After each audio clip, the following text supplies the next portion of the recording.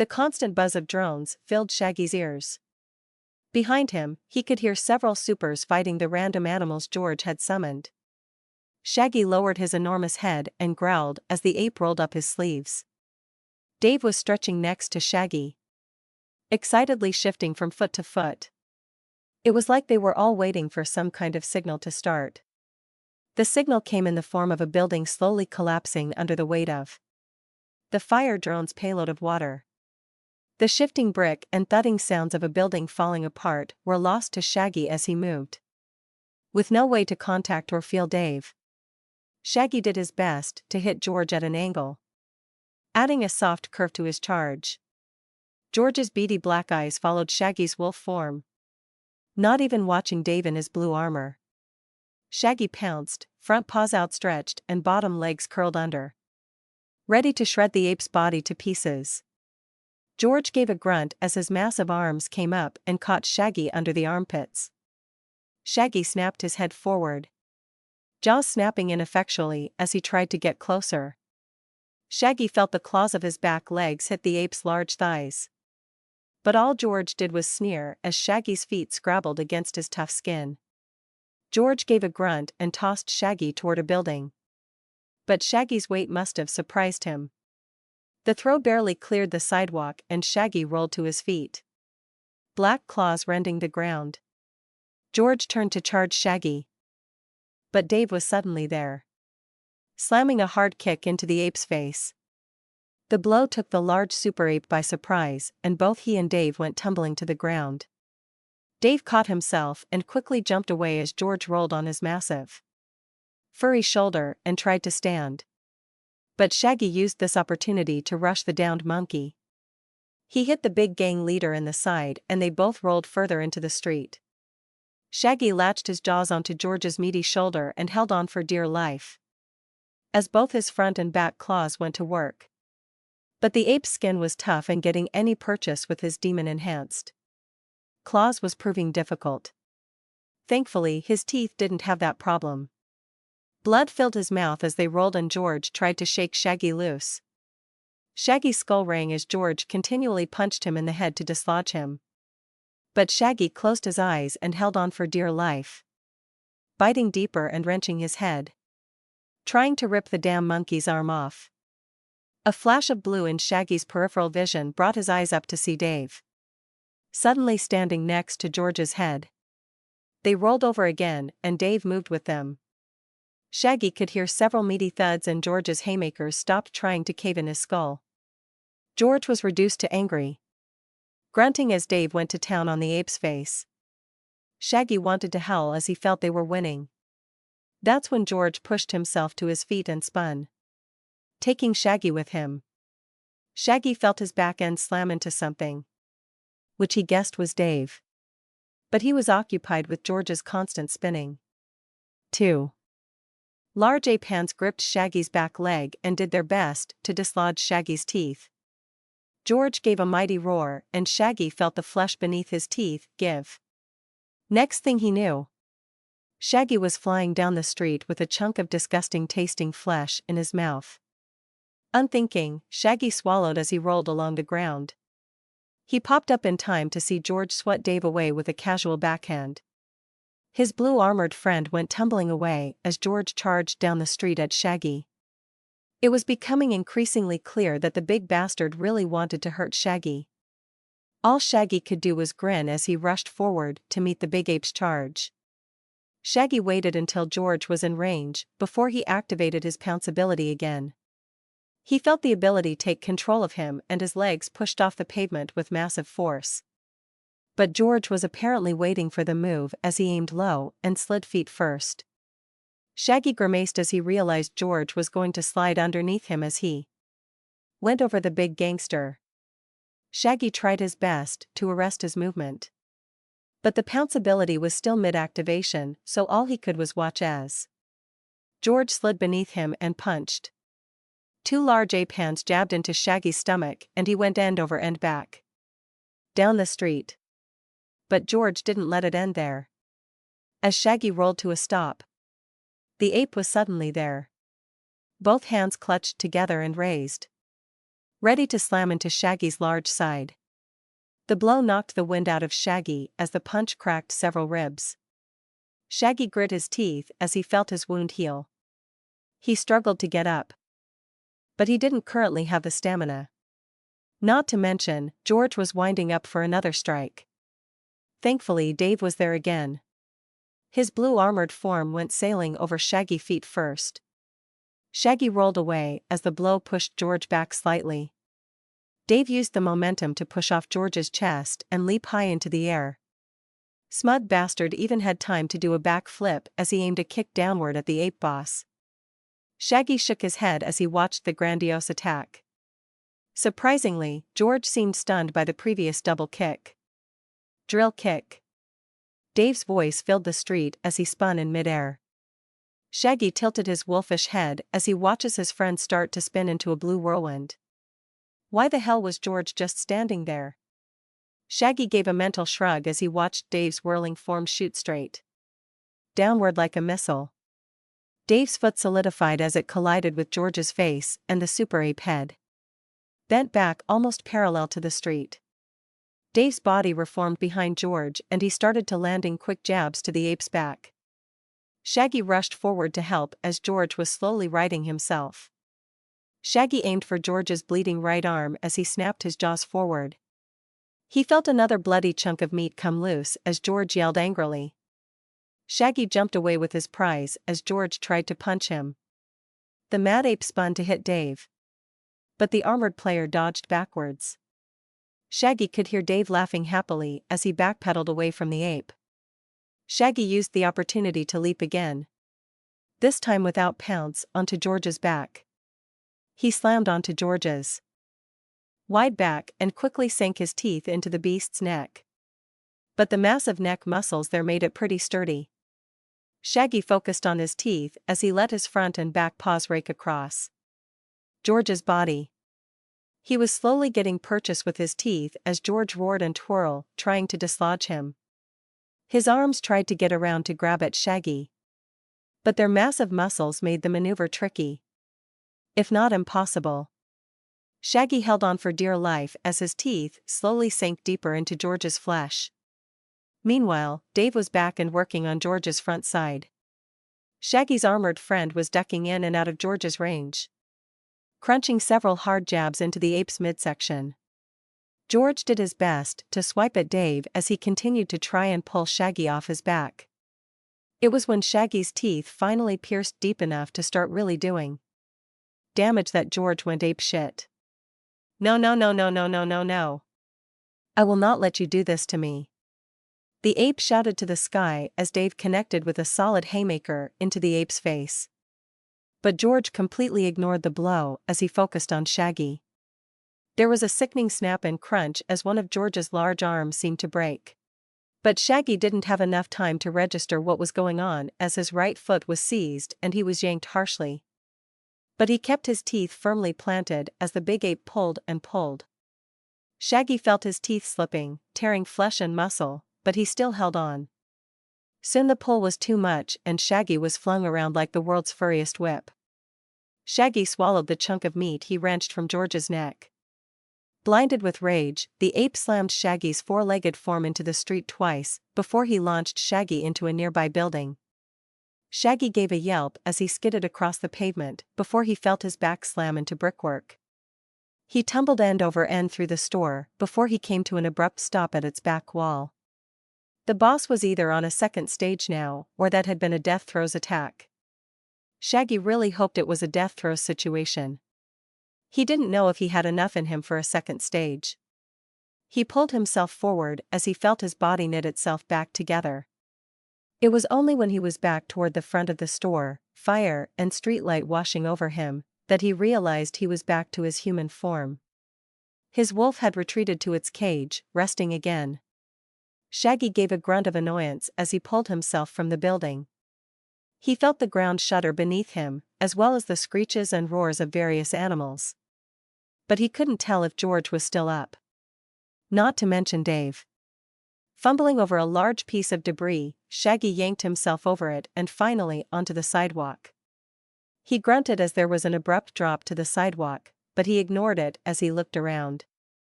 The street was full of steam and random lights from both the fires and the floating drones. But in the middle of the street slightly to his left were George and Dave. The big ape had a hand up to his neck, trying to staunch the bleeding, as his other hand swiped at Dave's dodging form. Shaggy cheered as he watched Dave dance into George's space and pummel the larger ape over and over. It sucked that he wasn't a part of it, but watching Dave systematically tear the gang leader a new one was pretty satisfying.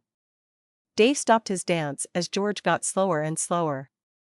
Instead, the armored player came in with haymaker after haymaker to the big ape's face. Shaggy watched, exhausted on the sidewalk, as Dave bludgeoned the ape over and over. George tumbled to his knees, trying and failing to defend himself. Finally, with a massive uppercut that had Shaggy wincing, George fell flat on his large back. Dave stood over the body for a few beats, and Shaggy thought his friend would not finish it. But instead, Dave slowly bowed to the prone form of George and then raised one booted foot over the ape's face. With little fanfare, Dave slammed his foot down into George's face twice, and then 3 times. Shaggy blew out a breath he didn't know he'd been holding. It was over. Now all they had to do was get out of here. Shaggy tried to pull himself to his feet, but his stamina wasn't recharging, he was weak and his healing was no help. Thankfully, Dave turned to look at him and started making his way over. "Hey! Freeze!" A voice shouted through the smoke and steam in the street. Shaggy grunted and sighed as he glanced down the road. Flashlights and drones were scanning the road and sidewalk as cops and supes moved forward. Shaggy looked over at Dave and saw his friend hesitate before starting forward again. Shaggy stayed quiet as he quickly raised a hand and waved Dave away. There was no sense in them both being caught. He could escape jail, especially if they still thought he was a D-tier threat. He'd be out in a matter of days. Dave hesitated again, and Shaggy thought he saw his friend shake his head slowly. Shaggy only nodded back, but a blue flashlight hit his face, making him wince. Once he got his vision back, Dave was gone. Shaggy smiled and fell onto his face. He rolled over as the sound of footsteps got closer. "Identify yourself." Shaggy chuckled as more and more cops arrived. "I'm your mother. Your father and I are very disappointed in your life choices. Let me see your hands. Somebody get a scan on this guy. Where's the patrol drone?" "On its way. But I got a scan going." A different voice called. Shaggy could finally see several black and blue armored individuals, each with an SPPD badge on their chest. He laughed again as he was scanned. A robotic voice read out his information again, listing him as a D-tier threat, and he sighed. Now it was time for an arrest, Miranda warnings, and a ride to the nearest station to be interrogated. He felt his stomach rumble as he was slowly surrounded. "Hey, any of you assholes have any snacks? I could use a bite." Shaggy merely sighed as he was lifted to his feet and a pair of magical cuffs were placed on him. His already flagging strength left him and he almost tumbled. Thankfully, 2 officers gripped his shoulders and frog-marched him down the street. Shaggy felt the cuffs shrink themselves until they were tight around his wrist. He sighed as they marched him toward a large prison van parked next to a destroyed lamp post. The scent of animals filled his nose and Shaggy groaned, knowing who was in the back of that prison van. "You and your buddies can enjoy a nice ride down the station together," one of the helmeted officers said. Shaggy was sure he could hear the smirk in the officer's voice as he was unceremoniously stuffed into the already full van. Several hybrid and animal thugs glared at him as the doors shut behind him. Shaggy grinned, showing off his sharp teeth. "Hey fellas. Got any snacks?" Shaggy awoke in a dark cell. He had given as well as he had got in the back of the police van. But with no powers or healing, the other members of the van had damn near stomped him to Deathville. Of course, the ruckus brought the police, who realized that Shaggy was apparently not part of the Wild Bunch crew. Shaggy had bleary memories of his body being moved to another vehicle and then random bits of him being processed and then thrown in a room. Shaggy stood with a groan. Noting that his wrists were still clamped together with the power suppression cuffs. He had a gut feeling that if he tried to shift with these cuffs on, they'd cut his hands off.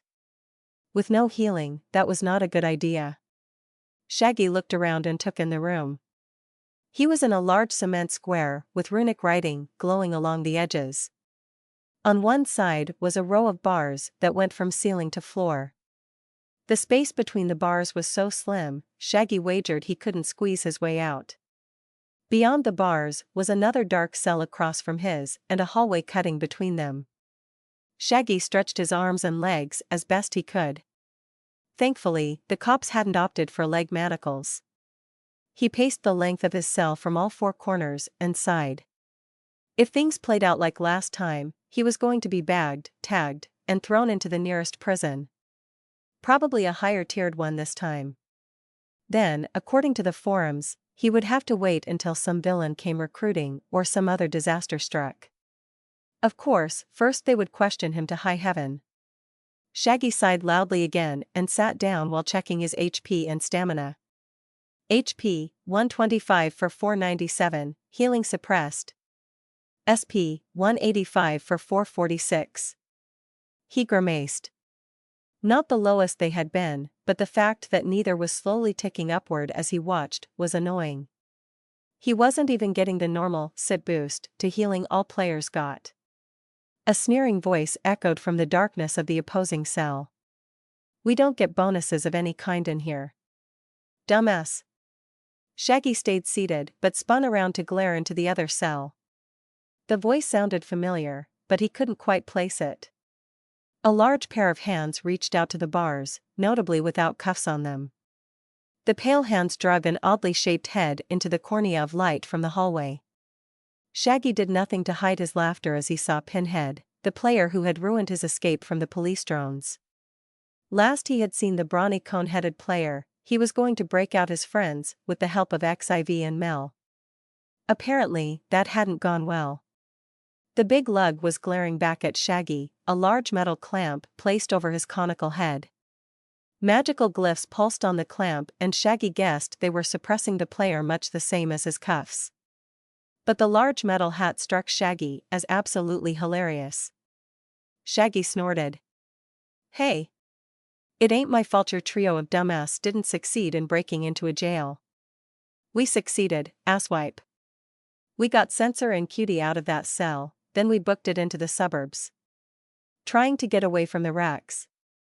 That's when shit fell apart. With no way into the biggest crime family in Austin, Sensor left.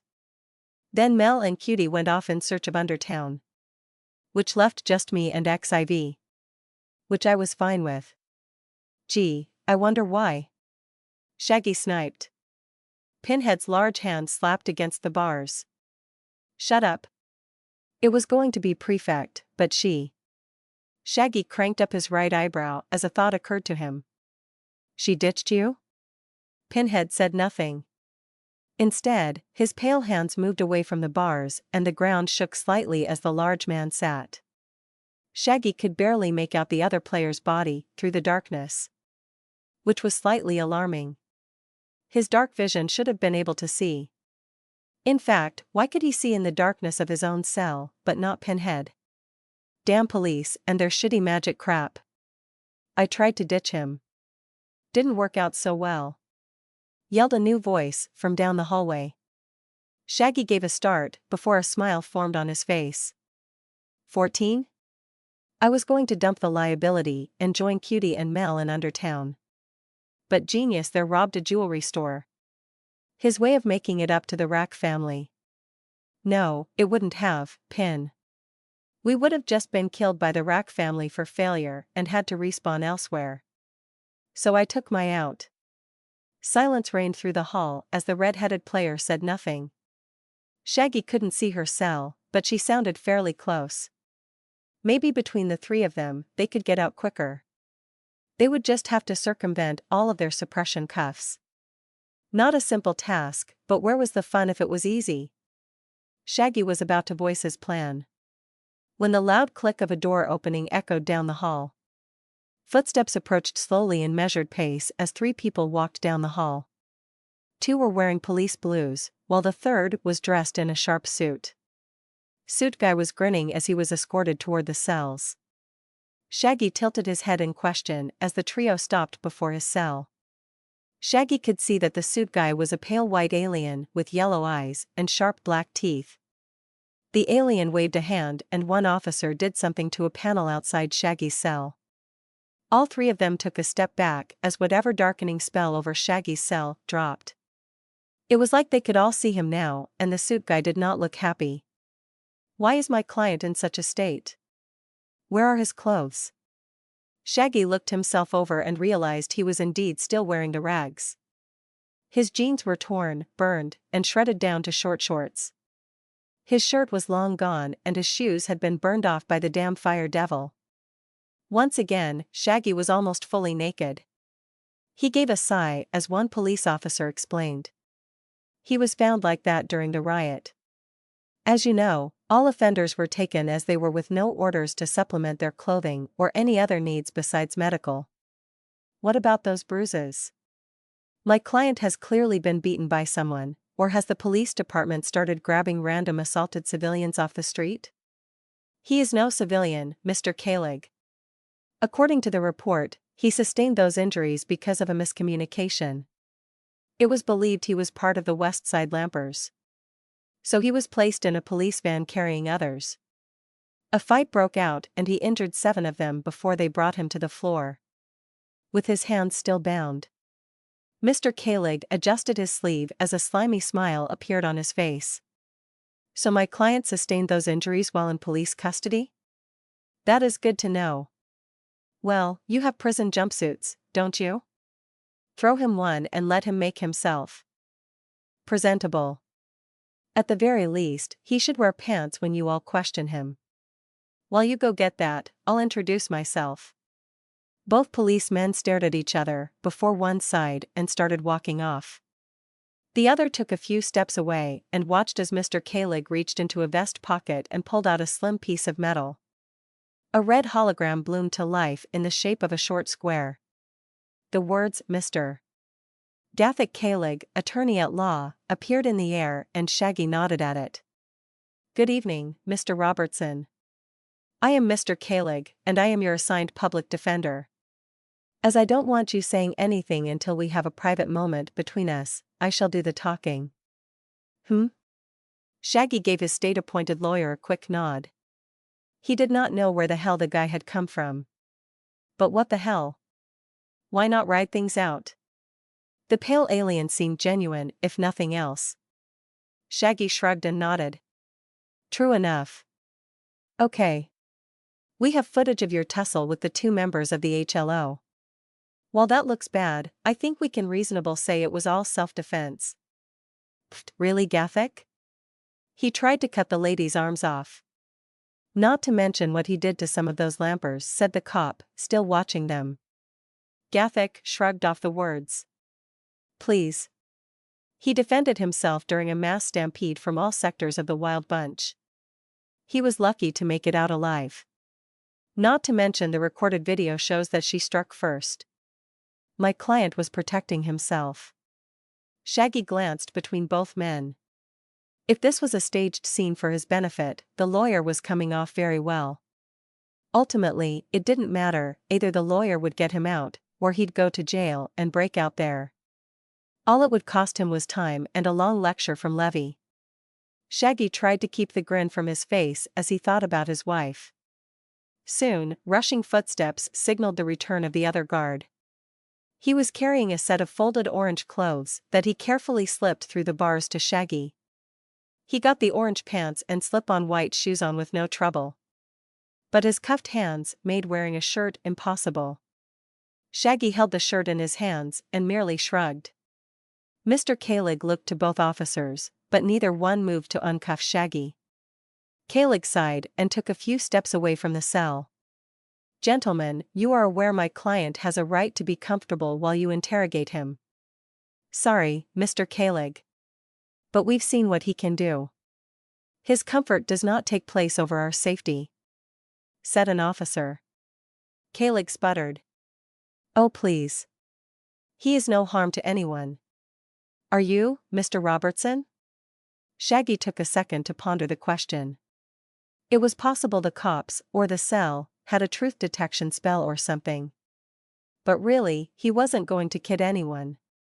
Instead, Shaggy gave a shy nod of his head, confirming that if they uncuffed him, he was probably going to try something. Kalig sighed and rubbed his eyes as one guard chuckled.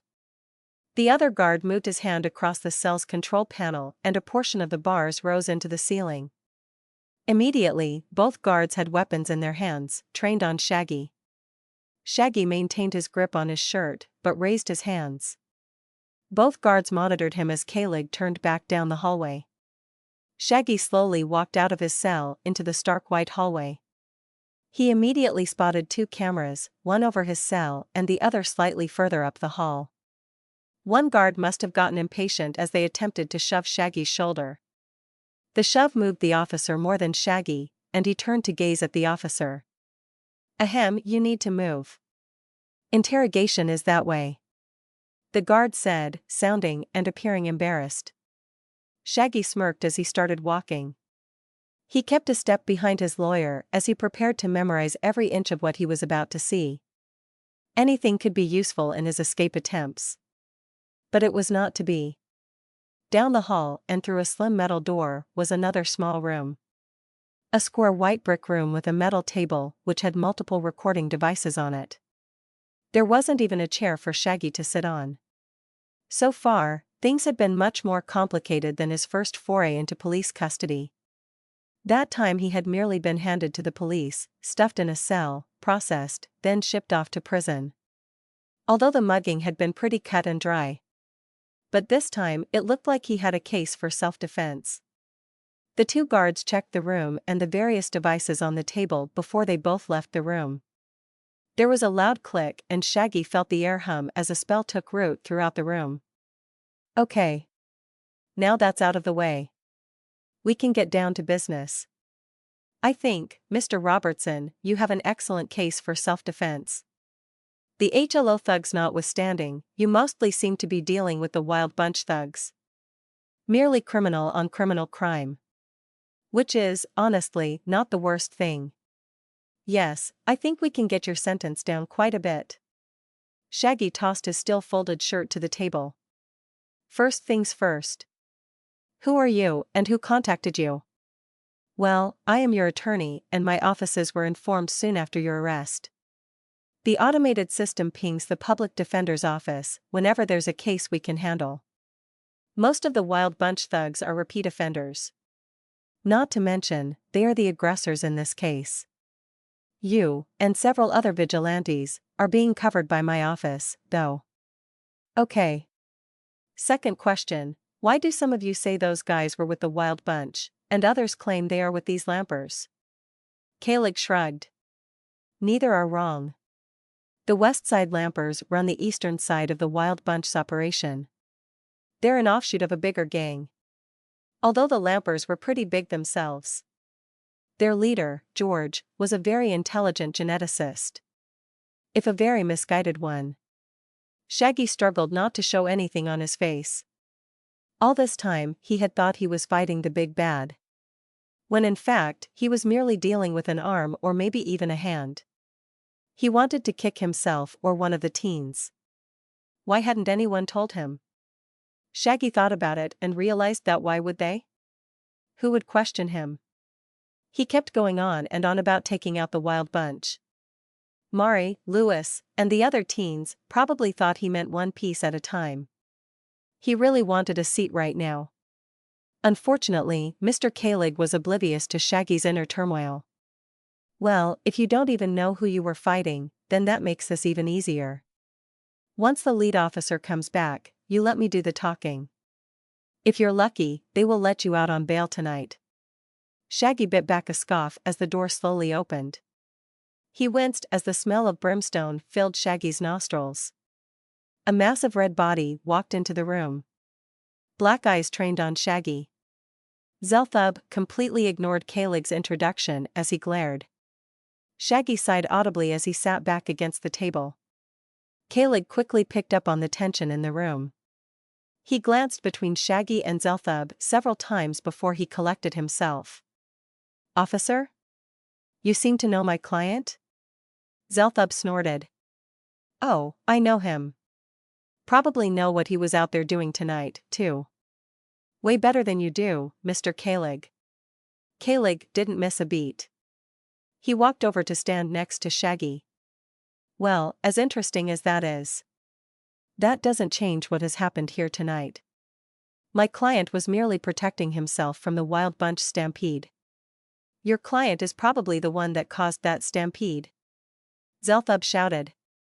Shaggy grinned but stayed quiet. No sense giving Zelthub any more ammo than he probably already had. Not to mention, Shaggy felt a sudden pulsing behind his eyes. He tried to focus on what was going on while Kalig conversed with Zelthub. "Hearsay. There is no evidence that my client has had anything to do with the Lampers." Zelthub moved to the other side of the table. As he did, 3 chairs rose from the ground and formed themselves. Shaggy took one as Zelthub and Kalig did the same. The big red demon man tapped something on his side of the table and a report appeared on the table. Kalig started reading as Shaggy focused on the weird sensation in his head. "This is a report written after Shaggy and his associates hit a Lamper lab. At the time, he was operating under the police. But he went off target and hit a facility we had not agreed upon, nor was his team ready for." Kalig's eyes sped through the floating document before he said, "It says here that the operation was a success?"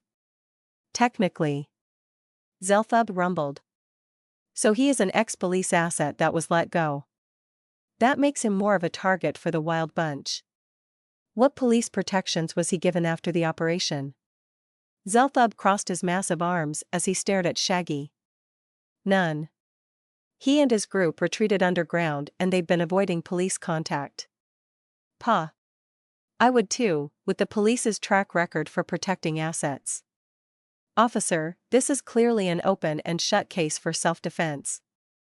You can let my client go right now or we can hash this out in court. But I assure if it gets that far, this department will be in worse shape than it already is." For the first time, Zelthub smiled, still looking at Shaggy. "Let's say it goes to court. If that happens, everything will come out. Including Shaggy's little stint of helping the police. I wonder how that'll look to any interested parties? How long do you think a snitch can last out there?" Shaggy grinned back and spoke for the first time. "As long as it takes." Zelthub's knuckles cracked as he clenched his fist. Shaggy was going to say more, but the pulsing in his eyes grew harsher and he had to shut them. It felt like the start of a terrible migraine. He focused his attention on it and was surprised when the tension went away. Shaggy's eyes grew large as he realized where he had felt this before. Some jackhole was trying to read his mind. Shaggy felt his anger get the best of him, but he quickly squashed it down as another sensation appeared in his mind. "You know what?" Shaggy said, standing from the seat. "You're right.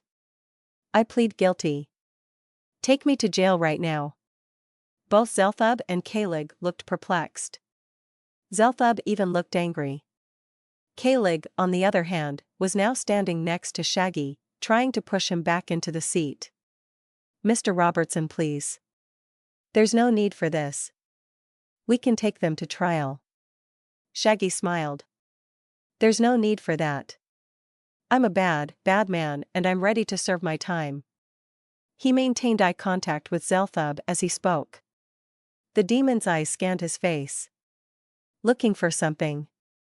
But apparently he couldn't find it, as Zelthub slowly stood and growled out. "Fine. You're on the next wagon to the soup pen. Happy?" "Elated," Shaggy said back happily. He felt the pulsing in his forehead go away and 7 other presences came screaming into his mind. His pack was close, and they were a jumble of emotions. He sent them calming waves as Mr. Kalig kept trying to talk to Shaggy. But the nice-suited lawyer was ignored as Shaggy was walking back to his cell. He sent updates to his pack as he walked, trying to formulate a plan with emotions and vague images. Most of his pack were pretty adept at understanding him, but he wanted to be as clear as possible. Shaggy nearly tripped as he was shoved back into his cell. A flustered Mr. Kalig, now long gone, muttering about dumbass clients. The pack bond lessened slightly as the cell enchantments went up, but Shaggy could still feel his pack. They were waiting. Attacking a police station was a bad idea, although Shaggy didn't doubt his crew could handle it. But the smarter play was for him to wait to be moved. Well, look who's headed to the pen with the rest of us dregs. Pinhead snarked. Shaggy gave the bastard a grin filled with teeth and shouted down the hall. Be ready. Shaggy glared at Pinhead as he sat back down and waited. He didn't know when they were going to move him. But when they did, his pack would come. XIV seemed like a nice enough player, and if he could have informed her without telling Pinhead, he would have. XIV proved her intelligence by staying quiet. Pinhead, however, was not so bright. Be ready for what? What are you going to do? Escape? Huh. It took 3 of us just to get Censor and Cutie out. You're wasting you breathe. Shaggy said nothing as he crossed his legs and turned his thoughts inward. He could feel Rita, Vic, Tom, Sybil, and Seacrest decently. Ephemera and Stanley were there, but he only had a vague sense of them. All of them were muted, but he could feel their anger and excitement. He could feel them moving to enact a plan. A plan that was probably going to go poorly. But since when have they ever done anything the easy way? Shaggy tested the chains in the dark van. His arms and legs were manacled this time. A heavy chain threaded down to a large bolt on the van floor. He was seated on a sharp rectangular ledge that ran the length of the whole van. Which honestly wasn't very big, and the 6 bodies jammed in the van made it seem smaller.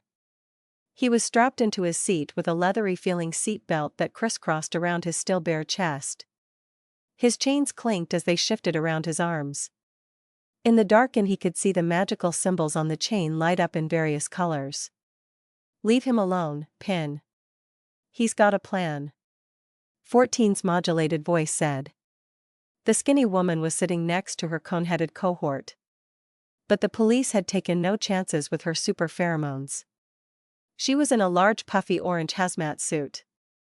The strange outfit had runes crisscrossing it everywhere. Shaggy figured they must have served the same function as his chains. Locks to keep the prisoners in. Don't matter what kind of plan he got, sister, said a black-haired man in a filthy suit. We are on our way to the clink and ain't nothing stopping this train. Ain't you notice we ain't got no windows? It's so we can't tell any telepaths where we are. Plus, they change the route up every day. Shaggy grunted at the man's accent.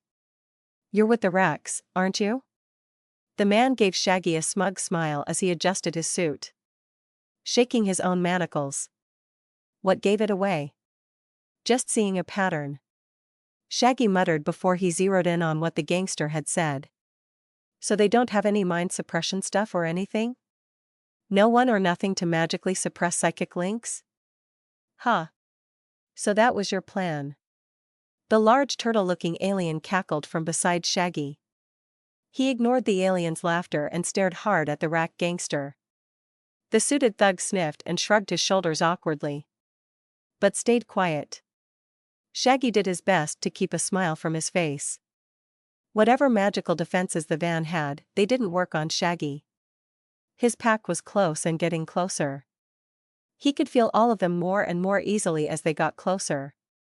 After his interview with Zelthub, it was another quick round of processing. For Shaggy as well as XIV and Pin. They had all been out-processed together and then corralled into the back of this van. Shaggy hadn't been aware that it was daytime until they shoved him out of the police station into a hot parking lot. He must have been out for a couple of hours, then a few more hours of waiting around for paperwork. Then more hours for the out-processing procedures and then more waiting for the van. Shaggy was a little shocked that, while faster, the in-game cops seemed to be just as mired in paperwork as real ones. It was both a small comfort and an annoying tidbit. After getting all 6 of them square away in their short little van, they were locked away and sent out.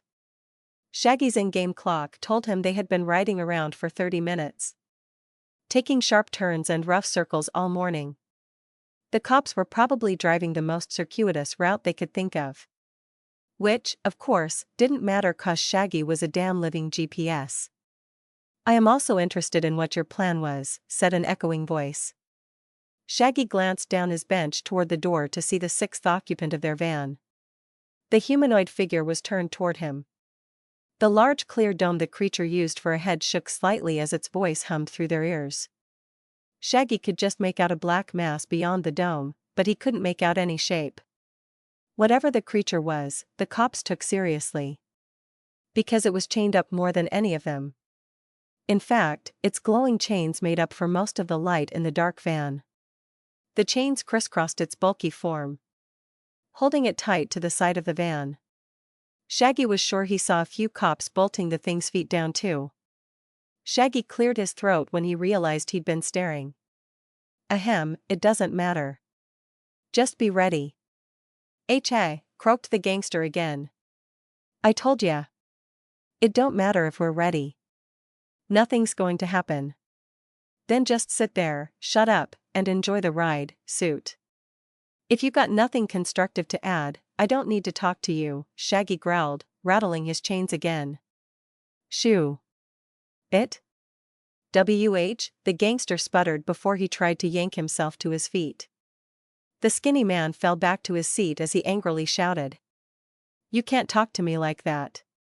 Do you know who I work for? The Rack family is the biggest gang in Austin. We got people all over this city. You don't want to be upsetting me. Pfft. Shaggy snorted. Oh yeah?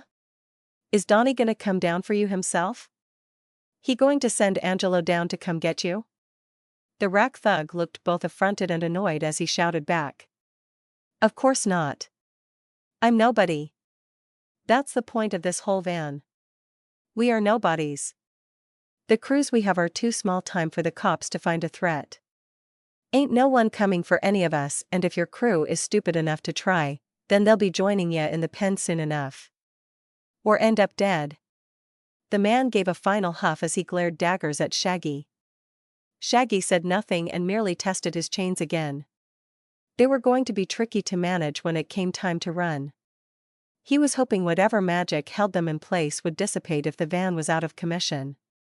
Shaggy could feel the eyes of everyone else on him, but he ignored it as he attempted to shift. His hands bulged out momentarily before the magic in his cuffs forcibly shoved the chain back down. It was like Shaggy was trying to stand up, but the magic kept shoving him down. It was maddeningly stifling, and Shaggy felt like he was going to throw up. He sighed as he tried again with his feet. But the same thing happened.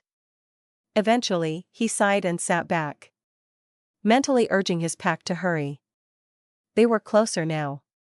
Shaggy could practically hear their thoughts. But the quiet clanking of the prisoner's chains, the hum of the van, and the soft fluttering of wings interrupted him. Fluttering wings? Shaggy opened his eyes to find a pink pixie. She was dressed in tiny blue jeans and a purple blouse. Her long black hair was pulled back in a ponytail and Shaggy thought she looked familiar. When he said as much, the little pixie rolled her eyes and squeaked something. Shaggy raised an eyebrow but stayed silent. The pixie stomped a tennis shoe-covered foot in midair and then mimed tucking into a ball. Shaggy grinned. I hope y'all are ready. Shaggy curled in on himself as the pink pixie poofed away. He didn't know where she was going. But he was sure that whatever was about to happen was going to be big. Then nothing happened. Shaggy frowned. The van still sounded the same. It wasn't speeding up or fleeing from anything. No truck had sideswiped them. No elaborate ploy seemed to be underway.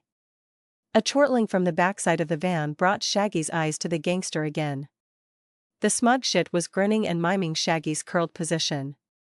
I told you. Dumb dash. Crunch. Suddenly Shaggy's world spun, and he felt the van tip end over end. The inside of the van was full of shouts of alarm, and his manacles cut into his arms and legs as they tumbled. Shaggy felt his body slam into the wall and bench repeatedly. Another crunch pervaded the air, and they stopped abruptly. Shaggy felt his back pop as he hung upside down from his seat. The harsh breaths of his fellow prisoners filled the air, and Shaggy could just make out some radio chatter from the front cab. A tinkling sound brought Shaggy's eyes toward the back of the van. Whatever the large creature had been, its dome-like head was now shattered. The black mass beneath gone. The turtle alien was groaning and seemed to be jammed between the seat and the wall. Both XIV and Pinhead weren't moving. Pinhead looked unconscious, but Shaggy couldn't see if XIV was.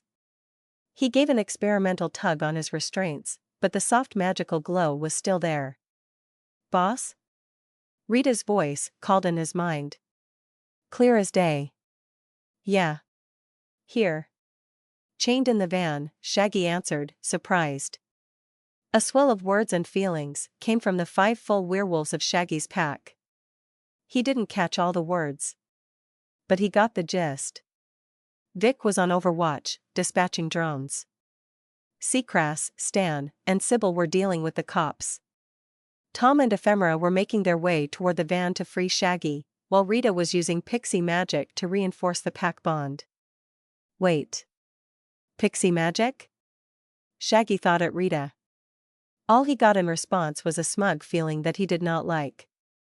The pink pixie was already a clue that his wife was back. But he really didn't need Levy doing the I told you so dance outside his prison car. He struggled against his manacles, trying to get some semblance of coolness back. But he was running out of time. He felt Tom and Ephemera get to the back of the prison transport.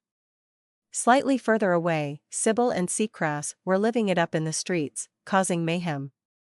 Shaggy was still struggling with his manacles when a screeching of metal came from the back of the van. Purple wisps appeared in the air and Shaggy sighed as the noise got louder.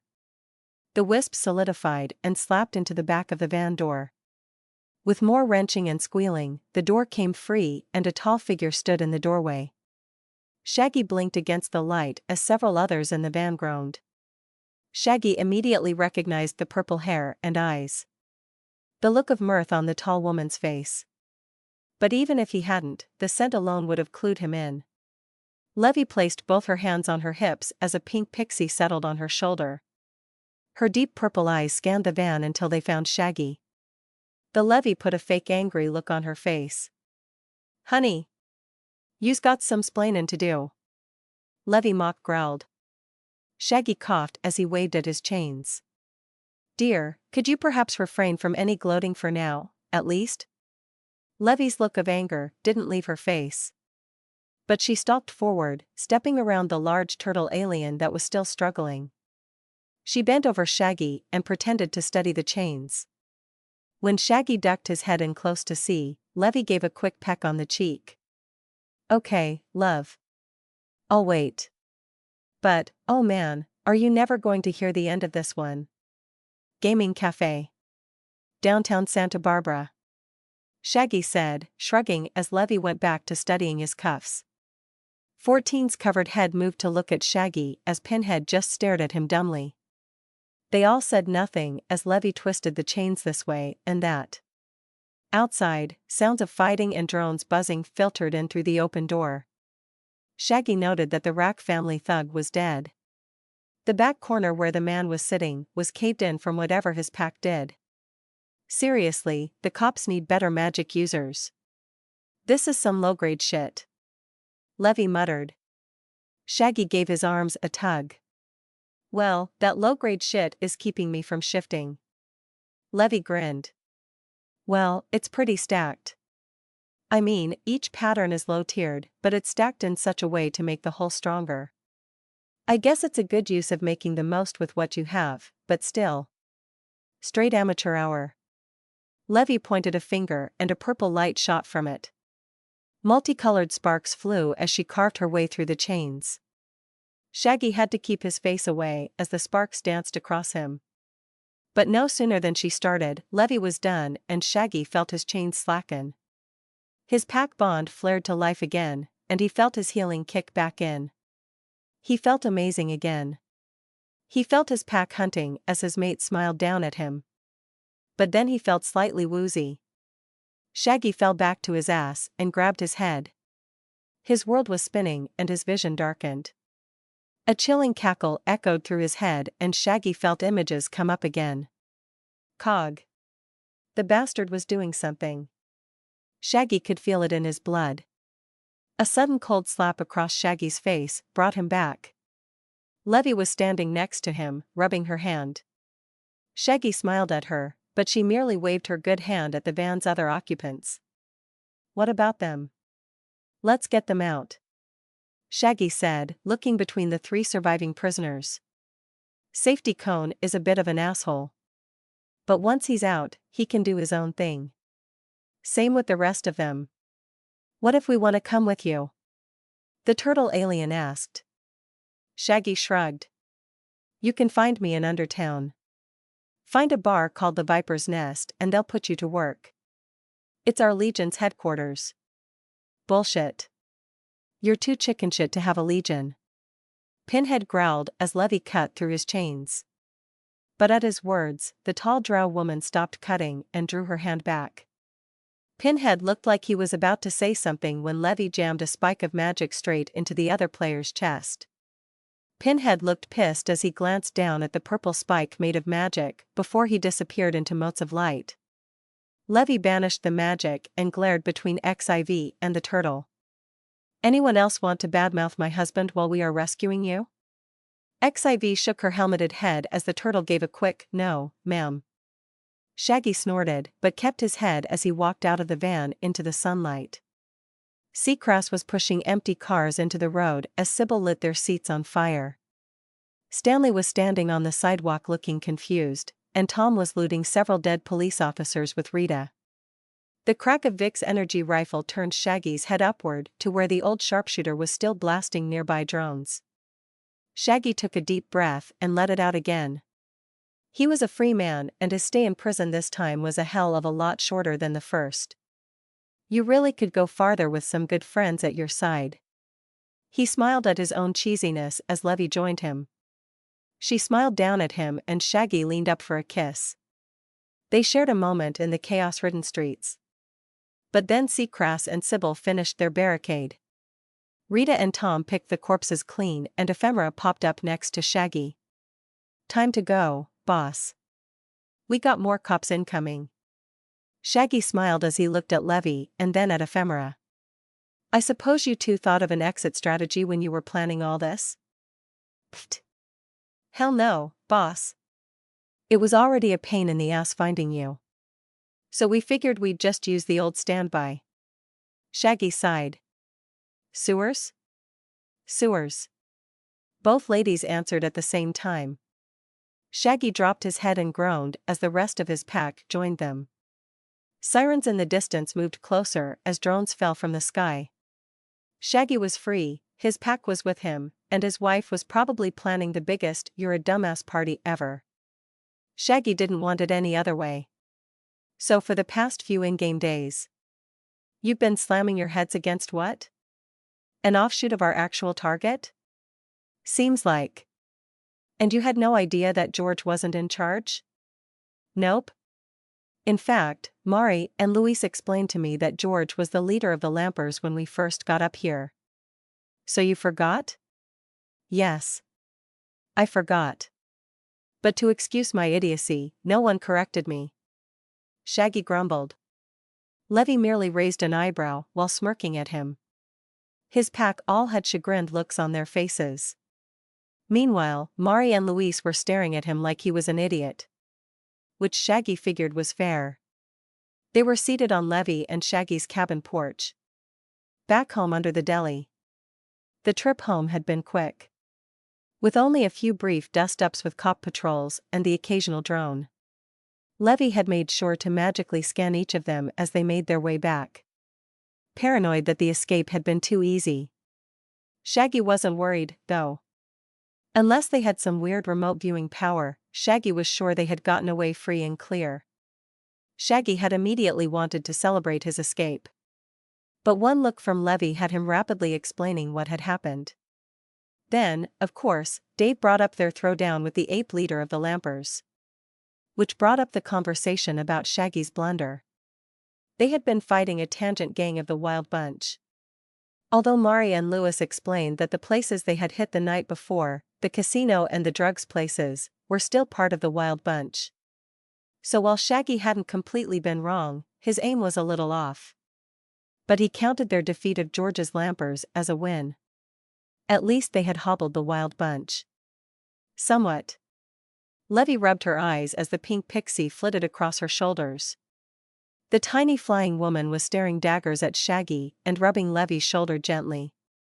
Shaggy shrugged in confusion. He didn't know what the little punk pixie's problem was. But the tiny girl had been throwing him bad looks the entire trip.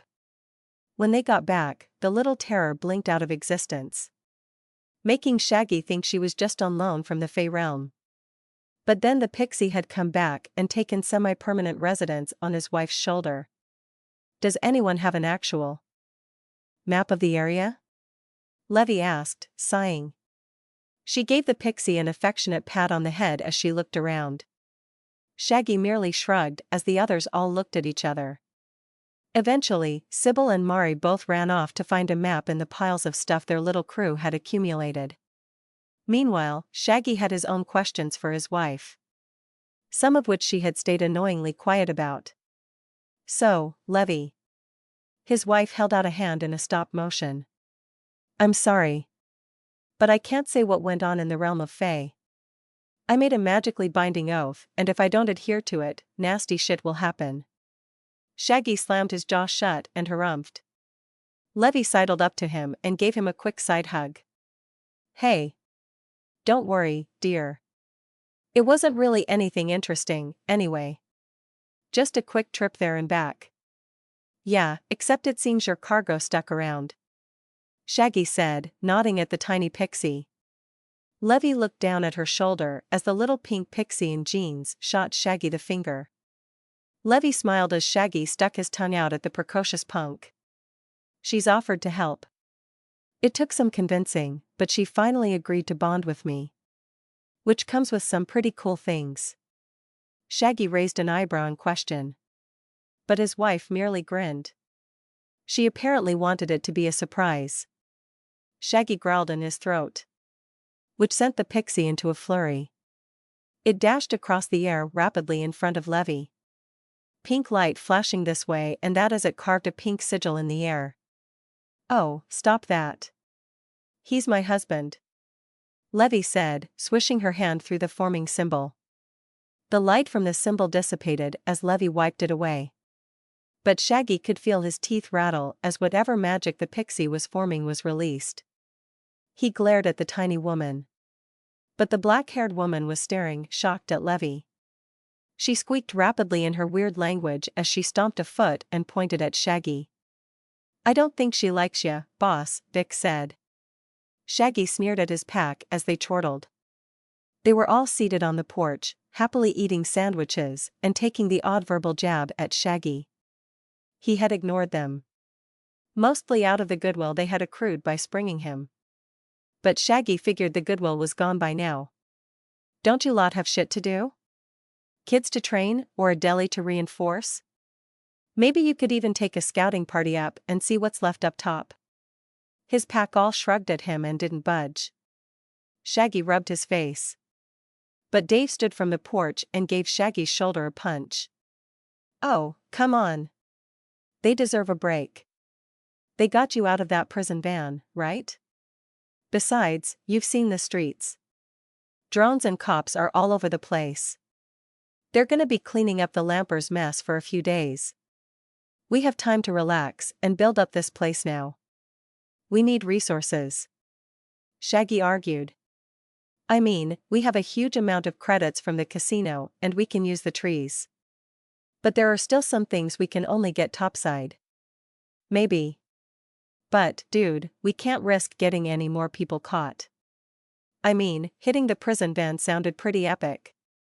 But it sent the cops around here into overdrive. I'm pretty sure a curfew has been called for this neighborhood after the stampede thing. Which means there is a bigger chance we get caught.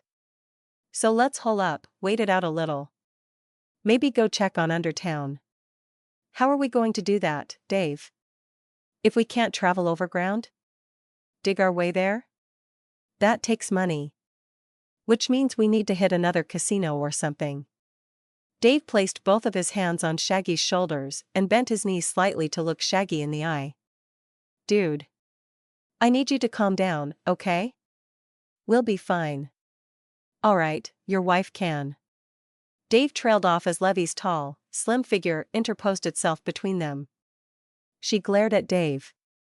But the happy-go-lucky guy just shrugged and returned to his seat next to Vic. Shaggy watched the exchange and sighed. Levy, you know I hate surprises. And you know I hate returning to my original realm to find my husband incarcerated. Shaggy threw his hands up. How often does that happen? It's happened twice, love. Which, while impressive, is also alarming. Wha? Shaggy racked his brain for the other time he had been arrested in a game. Surprisingly, it happened often. Shaggy twisted his head in confusion as he mentally thought of all the games they'd played together. It wasn't a small number, and he had been arrested or somehow imprisoned in a majority of them. When Shaggy looked back up at Levy, he found her grinning at him and sputtered. That's not the point. What are you hiding? Can you get us to Undertown with magic? Levy ignored him as footsteps came thudding toward them. Mari and Sybil had returned. Each carrying something. Mari had a slim metal datapad, while Sybil had gone with a more old school with a paper map. While Mari brought up a tiny blue hologram of Austin. Sybil did the same on the dirt floor. So, here we are, smack in the middle of Brentwood. That's Lamper turf. Mari said. Enunciating Lamper, slowly. Now the Wild Bunch, as a whole, controls all Rosedale, Allendale, and they are pushing into Crestview. They had 4 neighborhoods? Shaggy almost shouted. Rita slapped a hand on Lewis's shoulder hard. Calm down, kid. Now. Sure, they're big. But that probably means they are also slow. We just essentially took out the Lampers.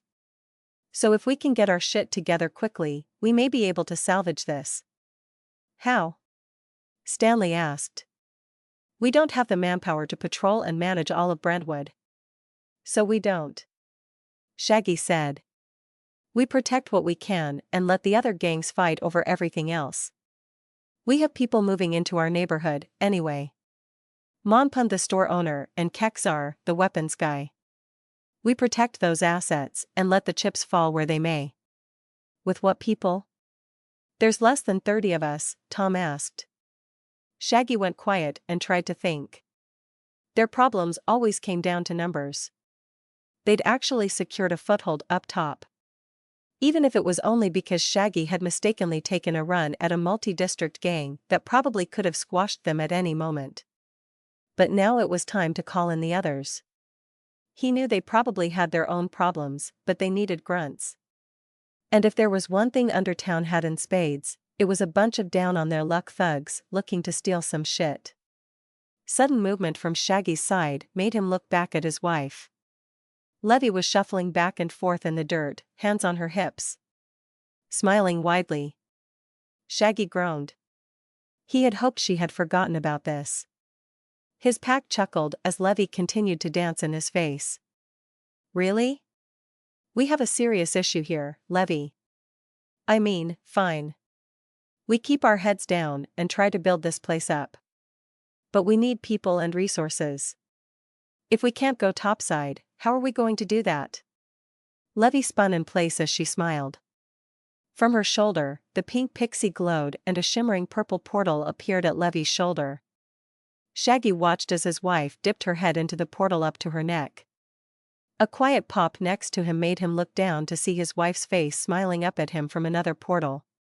Shaggy raised an eyebrow, but said nothing. Levy's smile disappeared, and she yanked her head out of the portal. She placed her hands on her hips and shook her hair out of her face. When Shaggy still didn't respond, Levy threw up her hands. Come on. This is awesome. Yes, it is. But you were expecting a massive reaction and I'm not playing into that. Shaggy smiled. Levy huffed and then went back to dancing. She kept her glare on Shaggy as she spun around, and Shaggy turned back to Rita and the others. So she can get us a portal back to Undertown? Rita started to answer, but Levy cut in roughly. Yes. SHE can. But there's going to be an issue. Shaggy turned back to his wife and watched as she danced around him angrily. He motioned for her to continue, and after a quick pirouette, she did.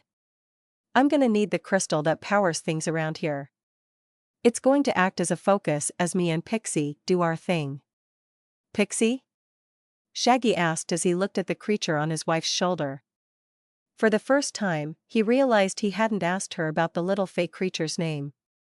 He also noticed that the thing was happily mimicking his wife's dance, spinning and gyrating on the taller woman's shoulder. He glanced between the two women as they both danced. Levy looked worriedly down at her shoulder as she did some weird side shuffle thing. Names are powerful things for some fae. So she doesn't want too many people to have it. The little pixie squeaked from her perch on Levy's shoulder. She was doing the same weird dance maneuver, but staring daggers at Shaggy. Levy finally removed her glare from Shaggy down to her shoulder, willing the little pixie to look at her. The two shared a glare for a few seconds, before Levy let out a sigh. She doesn't want you to have it, dear. Shaggy pointed a finger at his face and adopted a who, me, look. When Levy nodded, Shaggy glared at the tiny pixie. What the hell did I do? Levy sighed again as the pixie squeaked. She says you are an abomination. You're not a wolf or a man, but you're somehow both. At least the magical type of were is at least partially a part of nature. But you are a mutant. Oh great. A racist pixie. Wonderful. The squeaking went into overdrive as Stanley spoke up from behind Shaggy. I think it's more speciesism, boss. The little pink and purple pixie squeaked herself hoarse before Levy finally stopped dancing and translated. She claims it's not her fault. You just feel wrong to her. She can feel your wolf and you at the same time. So it gives her a headache. Also, your demonic power is unsettling. But she is vehement that she is not a racist or anything else. Shaggy rubbed his eyes. Okay. Whatever. So. We need to use our magical generator thing in order to create a portal between here and Undertown. Once we do that, we can get some power lackeys up here and we can make a push into Brentwood. Dude, don't forget the others are fighting their own gang war. I mean, it was mostly political when I left. But who knows how things are now? Dave said. Shaggy wobbled his head in agreement. Dave wasn't wrong. Who knows what the cryptic space vamps were up to? But at least after the portal was set up, they would have more space for them to grow into. The cavern they were in was mostly empty save for the growing trees and the grass that was reaching the cavern walls. Looking at the trees, Shaggy asked. Will we lose the crystal? Isn't it powering some of the growth down here? Levy turned from the quiet conversation she was having with the pixie. Not some of the growth. It is powering all of it, and yes, it will stop when we make the portal. But if some of my magic users are at the den, we may be able to find us a replacement. It'll be expensive, but we could just steal one from somewhere. So we lose our power generator here, but we connect our two bases. We'll lose the magical regrowing trees, and the lights will go out. But we'll have access to more people. Not to mention a fallback spot if either of our gang wars spills over. Well, dude, you're not really engaged in a gang war out here. The Legion is. Dave said as he brushed his hands off and stood again. What? The Legion can only engage in one official gang war. So when Vlad and the others went to war with the space vamps, that was it. Shaggy tilted his head, confused. Okay. So what? What does waging an official war mean? Dave shrugged again. I don't know. But little dude said it was better if the system acknowledges the war. Shaggy groaned as he threw his head back and closed his eyes. Levy placed a hand on his shoulder and placed a kiss on his cheek. At least he hoped it was Levy. Shaggy quickly opened his eyes and found his wife's purple ones looking into his. "Who'd you think it was?" She smirked. "Pass," Shaggy said as he kissed her back. "So we barely chopped an arm off our enemy, went from working with to running from the cops, missed out on whatever system rewards we'd get for an official gang war, and now we'll lose this base's power supply. Have I got all that right?" Shaggy looked at his group of friends and packmates. Levy shrugged and gave his arm another pat.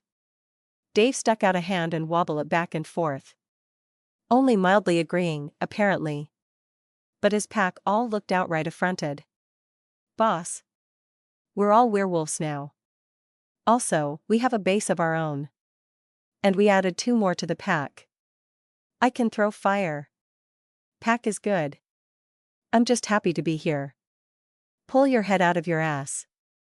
Shaggy threw Ephemera's glare back at her, but silently agreed. Then he remembered she could feel his thoughts.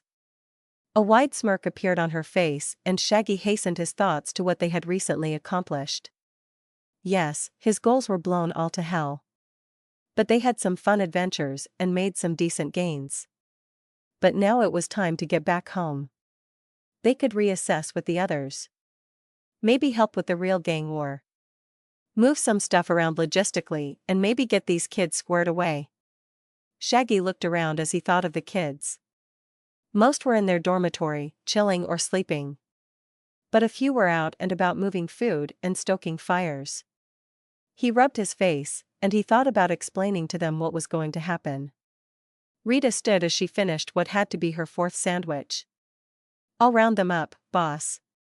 Better to do it now than wait." Shaggy groaned again. But agreed. The kids needed to know what they were going to be thrown into next. Lewis and Mari followed her. Lewis, throwing Shaggy a dirty look. Shaggy threw the kid a cheeky grin, but said nothing. Kid was becoming a bigger pain in the ass than Mari.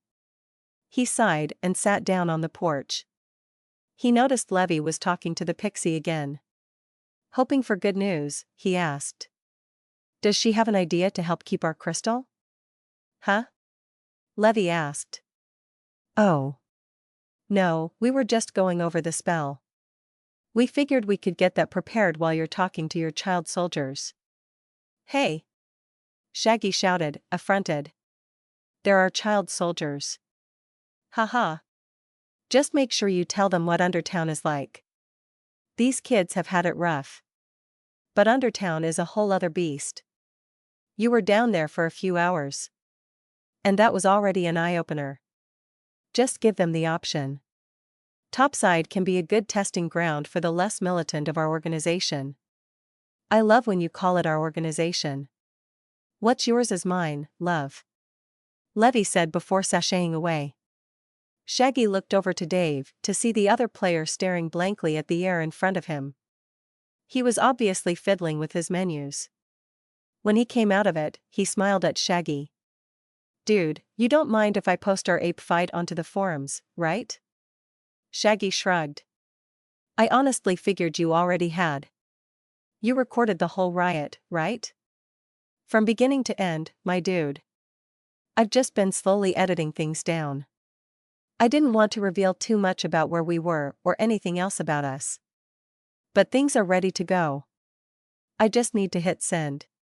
The fight with George of the Jungle was pretty epic, dude. Not to mention your whole demon wolf thing. So gnarly, dude.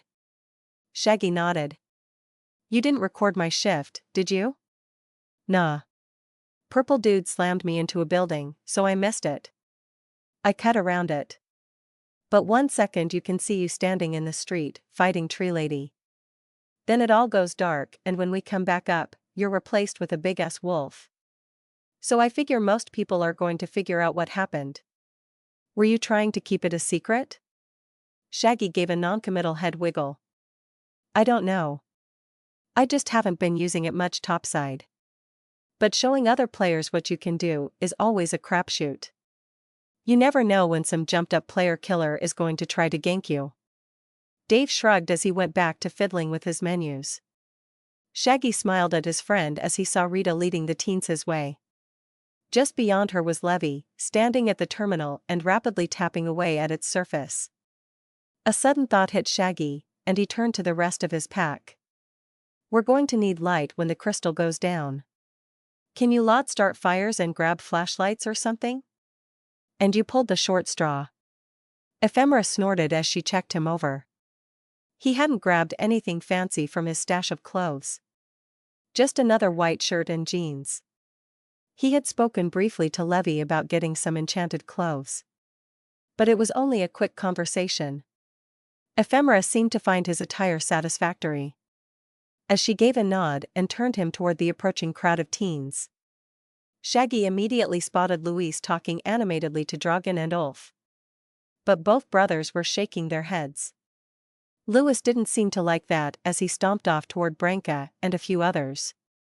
But the large girl waved him off, not even listening to what the kid wanted to say. Shaggy smiled. At least the little shits were loyal enough to listen. Shaggy cleared his throat, gathering everyone's attention. When he had it, he started talking. He hadn't really planned any big speech. But he felt the moment needed something. So he winged it. Shaggy took a breath and a male voice spoke up. Shaggy thought it was Otto. "What does that mean?" "Well," Shaggy rubbed the back of his neck. "It means we are going to have to lie low for a while. I know that's kind of what we were doing. But with the stampede and my pack breaking me out of police custody, a lot of people are going to want a piece of us. So we are going to take a step back." "So we're hiding?" Branka asked aggressively. Shaggy felt his wolf balk at the notion, but he squashed it quickly. "Nope. We're just moving to a different front.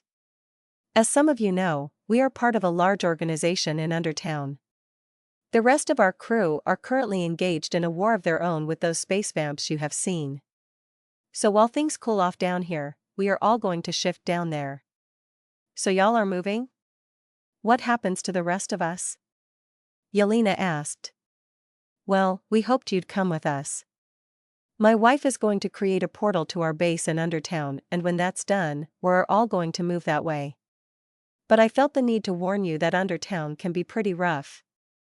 I know a lot of you have already had some tough lives, but Undertown is a criminal city made for and run by criminals. It's a whole new ballpark. So I just want you all to be aware of what you're getting into." "And what if we don't want to go?" "Huh? You going to make us?" Louis shouted, clearly angry. Louis glared at every one of them before he turned and walked back toward the dormitory. Mari gave Shaggy a smile and waved for him to continue. Shaggy gave the small girl a quick salute. "To answer the question, no. None of you are stuck with us, and you can leave at any time. In fact, I'd recommend that most of you stay here and make small trips to Undertown in order to get acclimated. This is still your home as long as you want it to be. Levy and I will be continually growing this space out. You're just going to have a few rougher people passing through." "This all sounds good. But why did you have to wake us up for this?" Ulf grumbled, rubbing his eyes. Shaggy waved a hand toward his wife standing at the back near the terminal. "Levy is going to create the portal. But when she does, the magic crystal powering things down here is going to be diverted to powering the portal. So all the stuff down here that is running on its power is going to die. Along with the light in the sky. So we just wanted you to be prepared." Shaggy saw. Seacrass and Stanley grabbed the short blonde woman before she could toss a fireball at Branka. He coughed as he ignored Branka's words. "So grab a flashlight. We're about to do this." "Where's the portal going to dump us out at?" someone asked. Shaggy shrugged. "I don't know. But I'm thinking close to our bar down in Undertown. I think you kids will like it. Plenty of booze, food, and fights to go around. But overall, it's just a chill place to relax." There was a general murmur of excitement as his pack handed out torches and flashlights. Shaggy checked everyone's faces before he glanced back at his wife. Levy was looking at him with a question in her eyes. When he nodded, Levy wiggled happily before she tapped a few buttons on the terminal. The pink crystal in the sky disappeared and reappeared in Levy's hands. Immediately, the whole cave was thrown into darkness and Levy started loudly chanted a spell. The murmurs from the kids quieted as they all huddled together. Shaggy kept his eyes trained on Levy and had his pack watch over the kids. Every one of them had dark vision, so it was easy to corral everyone. Levy's voice pitched higher and Shaggy could see the small pink glow of the pixie flit about his wife's body. The cave seemed to shake as the air became tense. Shaggy felt his ears pop as a rush of wind swept across their cave, blowing dust and debris on everyone. Whatever magical forces were in the air swirled around, and a massive pink portal carved itself next to Shaggy's cabin. The portal expanded, growing wider and wider as Levy continued to chant nonsensically. The pink ring around the portal grew and grew until it was taller than Shaggy's house and almost as wide. Shaggy felt his eyebrows crawl up his head as the wind seemed to still. The teens loosed a collective breath as Levy finally finished her incantation. The dark of the cave seemed to hum with energy as the portal stabilized. Levy was on her feet and running for the portal, so Shaggy quickly joined her. The two met right next to the black maw of the portal, and Shaggy peered into its inky blackness as Levy cheered. "You weren't sure?" Shaggy noticed the pixie was unconscious on his wife's shoulder again. "Of course I wasn't. It's not like I do that often. But we weren't sure if the crystal had the juice. But it was what that Jerusa lady was going to do with the crystal. So we figured we had an even chance." "So this leads straight to our bar?" "It should. I got a notification saying that someone accepted the hook on the other side. So we should pop out in the safest place near or in the bar," Levy explained. Shaggy nodded and turned to tell everyone he was going to do a quick test. But he found everyone was already crowding near the large portal. Shaggy sighed and gave a shout. "Everyone, keep their heads and try not to attack anyone who doesn't attack you. Like I said, we should drop into our territory. So things should be relatively calm for Undertown." He saw the teens and his pack nod as one. Shaggy stifled a laugh at the sight as he turned back to the portal. Levy was already standing next to it, her arm halfway through. He groaned. "This is so wicked." Levy smiled. "Come on then. Together. Always, dear." He and Levy linked arms and took a giant step forward into the inky blackness. There was a moment of vertigo, and Shaggy's stomach dropped. He felt his feet hit the ground, and he stumbled a bit before he caught himself. Fresh scents and sounds filled his senses as his mind tried to orient to its new space. Shaggy tried to shake the noises from his head, then he noticed they were the sounds of shouting and laser fire. As his vision came back, he saw he was standing on the stage of the Viper's Denver.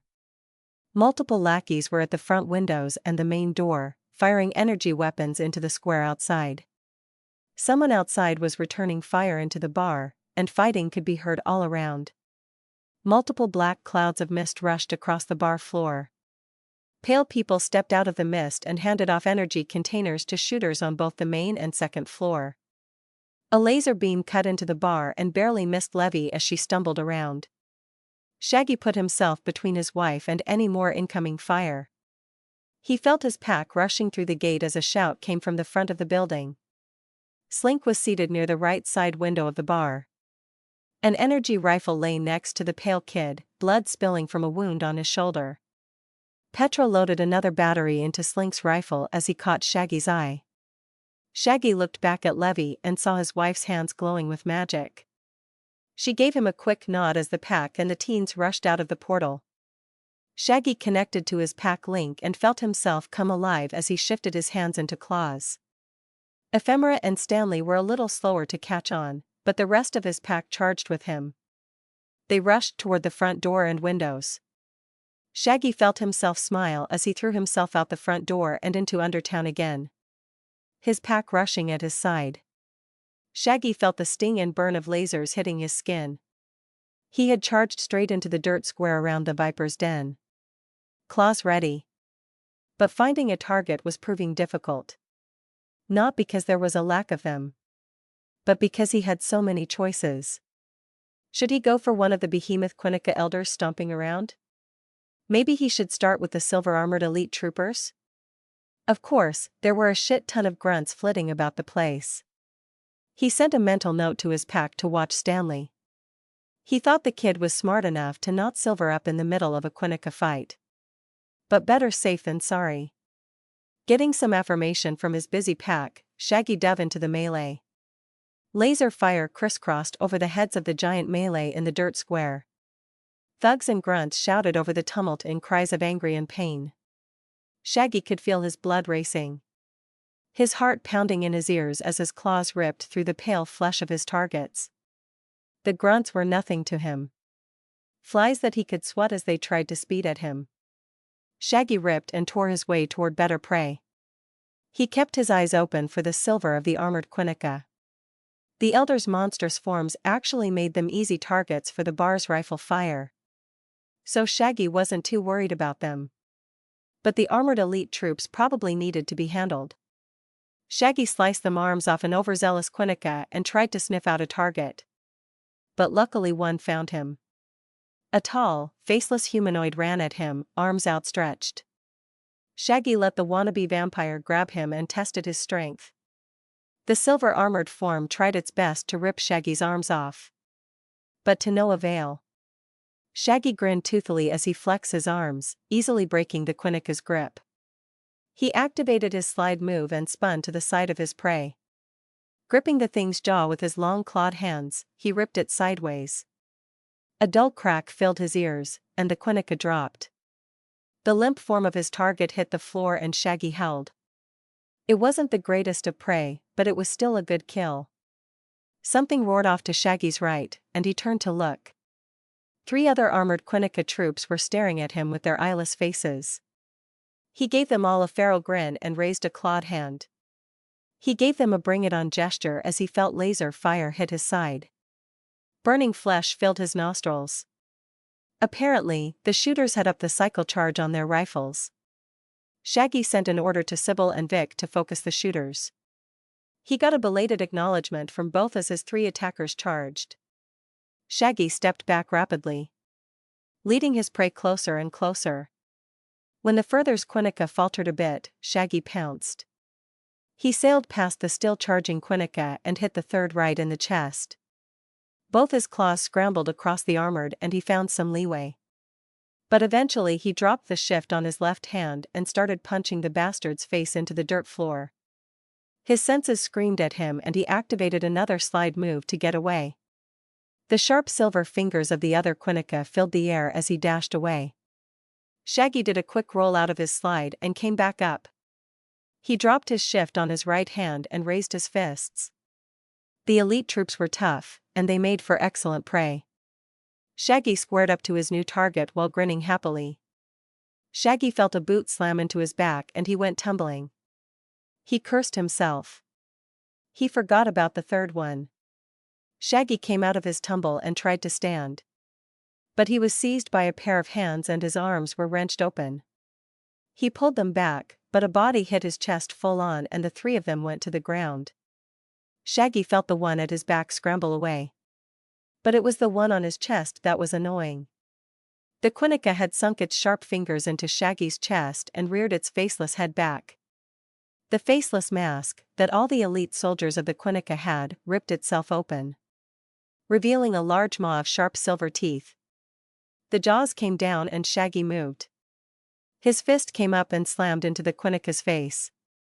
The sharp tooth of his target cut his hand slightly, but Shaggy ignored it as he rolled the both of them over. On top of his target, Shaggy tried to rain blows onto the Quinnica's face and body. But its sharp teeth kept him at bay. Movement at his side told Shaggy that the third Quinnica was getting involved again. So he dismounted and backed away. The Quinnica's swipe went wide as Shaggy got some distance. But when Shaggy saw his third target foolishly turn away from him and try to help his friend up, he pounced. He launched himself at the standing Quinnica's back and got his hands around their neck and chin. Shaggy quickly wrenched both hands and waited for the telltale neck snap. The sound echoed in his ears as his latest victim went limp and Shaggy cackled madly. He stood in time to see the last elite Quinnica get to their own feet.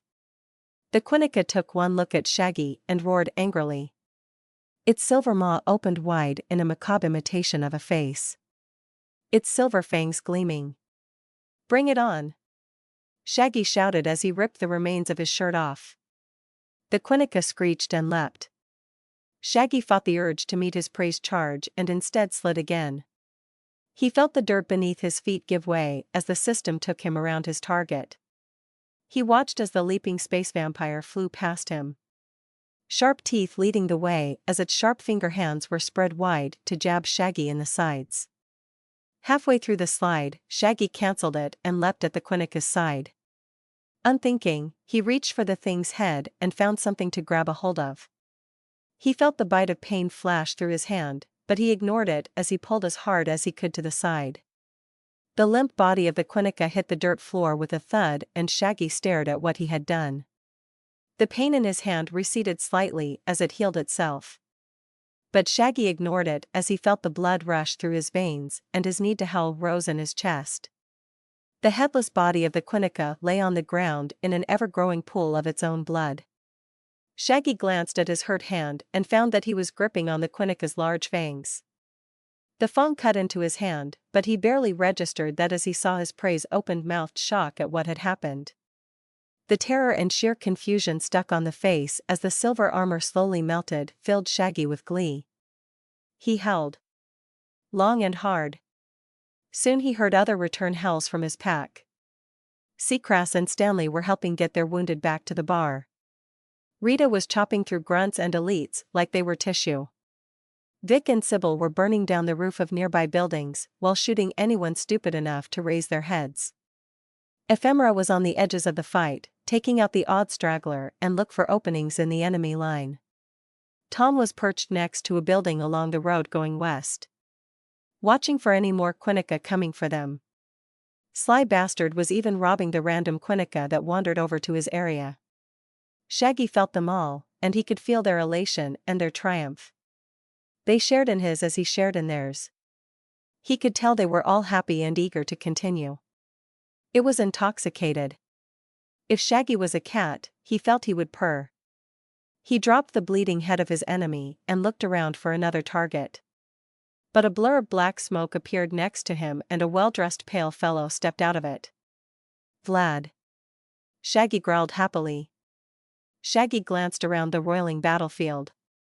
Thugs and pale Quinnica were fighting hand to hand through the square.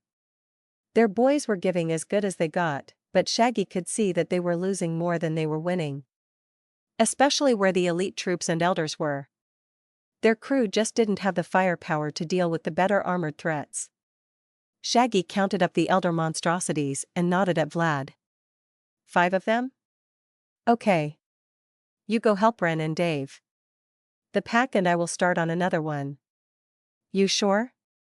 Dude, the pack and I have got this. Go handle your shit. Vlad started turning to smoke, but he gave Shaggy a quick smile as he disappeared. Good to have you back, asshole. Good to be back.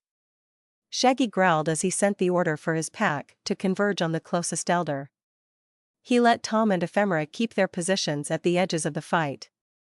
But he felt the others move to follow his orders. Like the pack of wolves they were, they all converged toward the giant 10-foot-tall elder. Its massively muscular form was flailing its arms around, swiping at anyone foolish enough to get close. Shaggy could not wipe the smile from his face as he let the wolf out of its cage. His inner beast roared, and the change came upon him in an instant. Seamlessly, he was on all fours and aiming for the side of his latest prey. He felt Seacrest and Stanley dancing around the elder's front side, playing the decoy.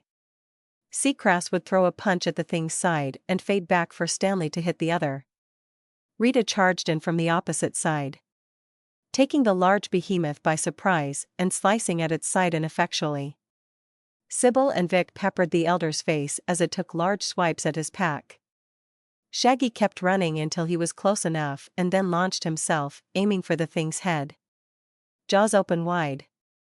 He felt his wolfish body slam into the body and they went to the dirt. Shaggy focused on his jaws and bit down on the first thing he felt. He tasted the metallic tang of the elder's silver body, but then the coppery taste of blood filled his mouth. Shaggy grinned as he twisted his gigantic wolf head hard. He heard screams and shouts as he felt metal and flesh tear. Then it started to shrink, returning to the probably old man or woman it was before. Shaggy didn't notice, because he was howling with his pack again. The surrounding thugs and lackeys were frozen as they had just watched the decapitation of an elder Quinnica. There was a similar roar from across the square, and Shaggy turned in time to see another elder go down. 2 down, 3 to go, he thought to his pack. We're not letting them kill more than us. A general feeling of agreement was all Shaggy felt as he turned to sight his next elder. It was on the north side of the square, blocking the road that led toward the tunnel. Probably wanted to stop anyone from running away. Shaggy felt the air rush over his fangs as he charged with his pack. His four-legged form easily outperformed his other pack members, and he hit the elder in the side. There were no tricks or clever distractions this time. Now, it was a slugfest. Shaggy's teeth helped make quick work of things. But the rest of his pack had to wait for the perfect moment to strike.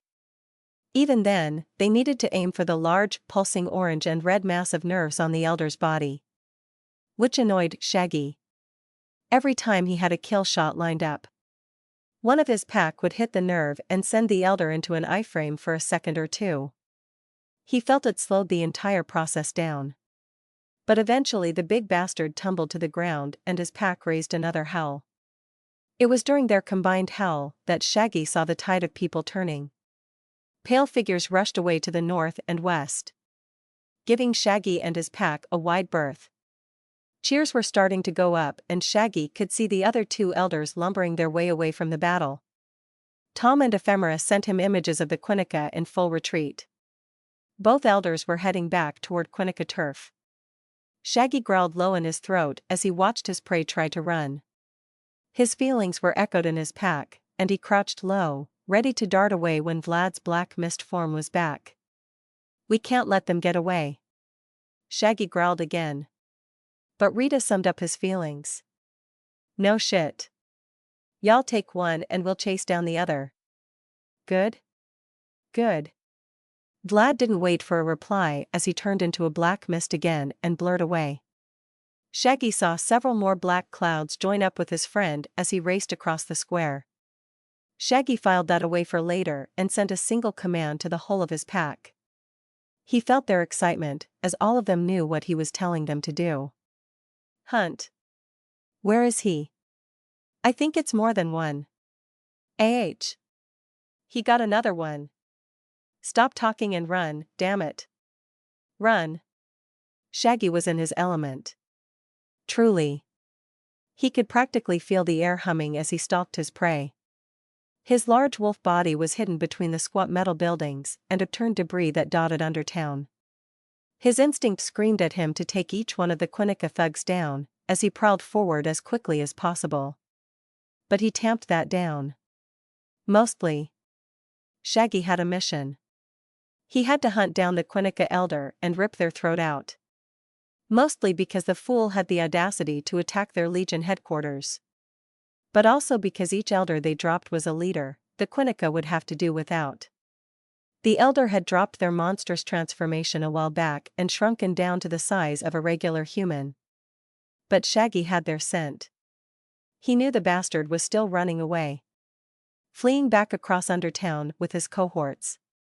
Cohorts that Shaggy was currently terrorizing with his mere presences.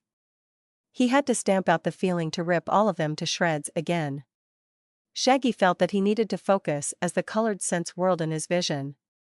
The elder's scent was the only one still lit up, but he could see the others grayed out in his vision. They were fleeing from him and his pack. Shaggy gave the mental command for his pack to hunt the dregs while he followed the scent toward the elder. There was some pushback from Rita and Ephemera, but Shaggy ignored them as he bolted down the dirt roads. He was getting closer to the elder. The scent was stronger, and the streets were littered with the corpses of people who had gotten in the Quinnica's way. Shaggy lumbered through the street on all fours, chasing the trail until he got to a T-junction in the street. The small houses packed both sides of the road on either end. But the scent Shaggy was chasing went up and over the houses, straight down the middle. He growled in his throat as he threw himself upward. As he sailed over the buildings made of corrugated metal, he twisted inward and shifted. He felt the metal roof sag under his feet as he hit it. Moving quickly, he continued to track the scent in his human form. It was bright blue and led further along the rooftops. Closer to the center of Undertown. The elder was getting closer to Quinnica Turf. But Shaggy really didn't care. He was going to take out the bastard one way or another. Shaggy ran along the packed rooftops, careful to watch his footsteps as much as possible. With his dense bones and dermal armor, he was extremely heavy. In fact, he was lucky that the roof he had landed on didn't collapse. But Shaggy chalked it up to luck and the fact that he had bolted just as his feet hit the ground. Now he was thudding along, leaving holes and indents in the roofs of whatever buildings he was running on. The blue scent getting larger and larger as it wound through the rooftops. Until eventually, it disappeared over the side of the roof. Shaggy followed it to the edge and glanced over into a dirt road leading westward straight toward the arena at the center of Undertown. The street was full of people rushing in both directions. Either heading home or to the main shopping area of Undertown. A low growl filled Shaggy's throat as fresh scents filled his nose and vision with a rainbow of color. He quickly set about graying out the trails he didn't want. But the blue one was getting thinner as the elder rushed away. He spotted a black-cloaked figure shoving people out of their way as they rushed westward down the street. Shaggy confirmed it with the scent trail and found the hooded person to be the source. He had found his elder. Grinning, Shaggy backed up and then flung himself off the roof. Gasps of alarm and surprise went up from the street, but still Shaggy slammed into a few people as he battered his way through the crowd. Shouts and curses followed Shaggy as he hurried through the mass of people. He could still make out the back of his target's head. But it was getting further away. Shaggy grunted as he blindly shouldered his way past a large alien. They squawked in an unknown language, but Shaggy ignored them as he tucked his legs under him. He wasn't sure if a pounce would take him the full distance. But he figured it was better to try. Sighting up his target, he gave a loud shout to get their attention. "Hey!" The crowd around Shaggy pulled back slightly as multiple people looked his way. His hooded target's face turned his way, but Shaggy couldn't get a good look. With another mental shrug, Shaggy activated his pounce skill and sent himself rushing through the air. A few people dove out of the way as Shaggy launched himself. But those who didn't got run over by Shaggy's dense form. Faces and colors flashed by Shaggy's eyes as he flew, aimed right at the elder's back. Gah! Uff! With a grunt and shout, Shaggy hit his target and they rolled slightly forward in the dirt street. They got tangled in more people's legs as they rolled. But Shaggy focused on maintaining his hold on the struggling elder. Once they stopped rolling and people were shouting expletives and crying for help, Shaggy pulled himself and his hooded captive to their feet. Spinning the person around in his hands, Shaggy threw back their hood and grinned. An old, pale man with sharp fangs glared at him as they both panted. It hadn't been a long run, but Shaggy was a little winded from the exercise. He smiled as he lifted the old man into the air. "You gave me a run, Gramps. But that just means you're going to die tired." The elder hissed at Shaggy, showing his full set of fangs. "Go on, kill me, mutt. The Quinnica shall still rise. The Ancient One has arrived and your futile flailing will amount to naught. Soon, this entire bastion of decadence will be a new haven for our brothers and sisters. We shall rise from the ashes of our fallen to gag." Shaggy ripped his claws through the old man's chest and let the old man hang off his claws as he smiled. "I'm sorry. Were you saying something? I couldn't hear you over the sound of you dying." Shaggy shrugged and pulled both his claws out, letting the old man fall to the dirt road, gasping. "I'm sure it wasn't important. Welp. Time to die now." Shaggy jammed both his claws into the old man's face and body. Gasps and shocked cries went up from the surrounding people as Shaggy eviscerated the old man's skull. He ignored his spectators as he finally finished and took a few steps back to check his work. The Quinnica had some decent healing abilities too. So Shaggy wanted to make sure that the old man would not get up. Although he doubted anyone could survive, a skull split into multiple parts. But better safe than sorry.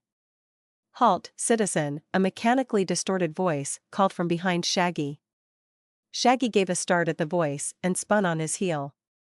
Slightly further down the westward end of the road was a large figure in black, full-body armor. Complete with metal helmet, knee and elbow pads, and some other pretty nasty-looking hardware.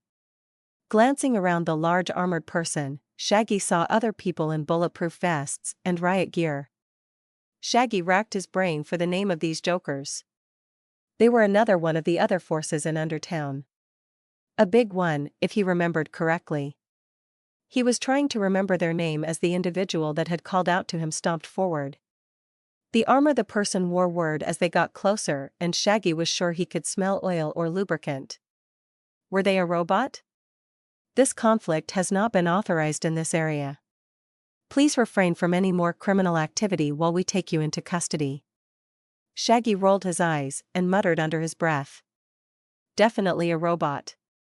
The approaching mechanical person stopped and tilted its helmeted head. Its gloved hands reached up to its face and unlatched things. Shaggy heard a pneumatic hiss as the sealed helmet was pulled up and off. Underneath was a tan-skinned human man. He had short-cropped black hair and dark brown eyes. The man's sharp eyes seemed to glare at Shaggy as he said in a hurt-sounding voice. "Well, that's uncalled for. I am not a robot. I'm merely stating that you are in clear violation of the UGB's Code 4587-B. No unauthorized attacks on any of the current members of the Big Four or their subsidiary gangs." Shaggy startled at the robotic timbre in the dude's voice, and he sputtered. "Unauthorized? What the hell does an authorized attack look like?" The armored man gave a nod, as if ready to explain this part. An authorized assault is one sanctioned by any two of the Big Four. The Quinnica, as a legacy member of the Big Four, are entitled to certain protections, as are their subsidiaries. I am aware of only one group sanctioned to go after the Quinnica. Shaggy shook his head at how official the guy was making everything sound. But really, what he was talking about was that the Big Four had an agreement to defend one another. In case any smaller gang tried to muscle in on Big Four turf. It was pretty much what Dave and Ephemera had explained to him. But if he remembered right, Vlad was in talks about something like this, wasn't he? Shaggy took a stab in the dark as he noticed the other member of the UGB had moved closer. "I am a part of that sanctioned group." A likely story. A guy in a bulletproof vest from nearby. Shaggy could see the letter UGB emblazoned on all of their gear. Most of them had blue or green letters. But the armored guy had his UGB tag colored red. Ranks? Shaggy thought as he gave a shrug. It's true. I work with Vlad, Ren, Slink, and Dave out of the Vipers Denver. Name's Shaggy. The armored man said as he snapped his fingers at a nearby UGB troop. A literal clipboard was passed over and Shaggy marveled that anyone was still using paper for notes. The armored man must have seen or heard Shaggy's noise of surprise. He was shifting through pages on the clipboard as he explained. Hard copies are always the best way to go. Easier to see if they've been tampered with and, with proper filing, you can tell when they go missing. Yeah, but how up to date are they? Shaggy asked. Oh, they are updated all at once, daily, and then handed out to patrol leaders. It's a lot of work, but worth it. The man said, still shifting through pieces of paper. Kyler, you're not believing this joker, are you? We just watched him assault a Quinnica elder. Even if he is a part of that group, leadership was taken off the target board at the last meeting. Recruit Raphael, you are correct.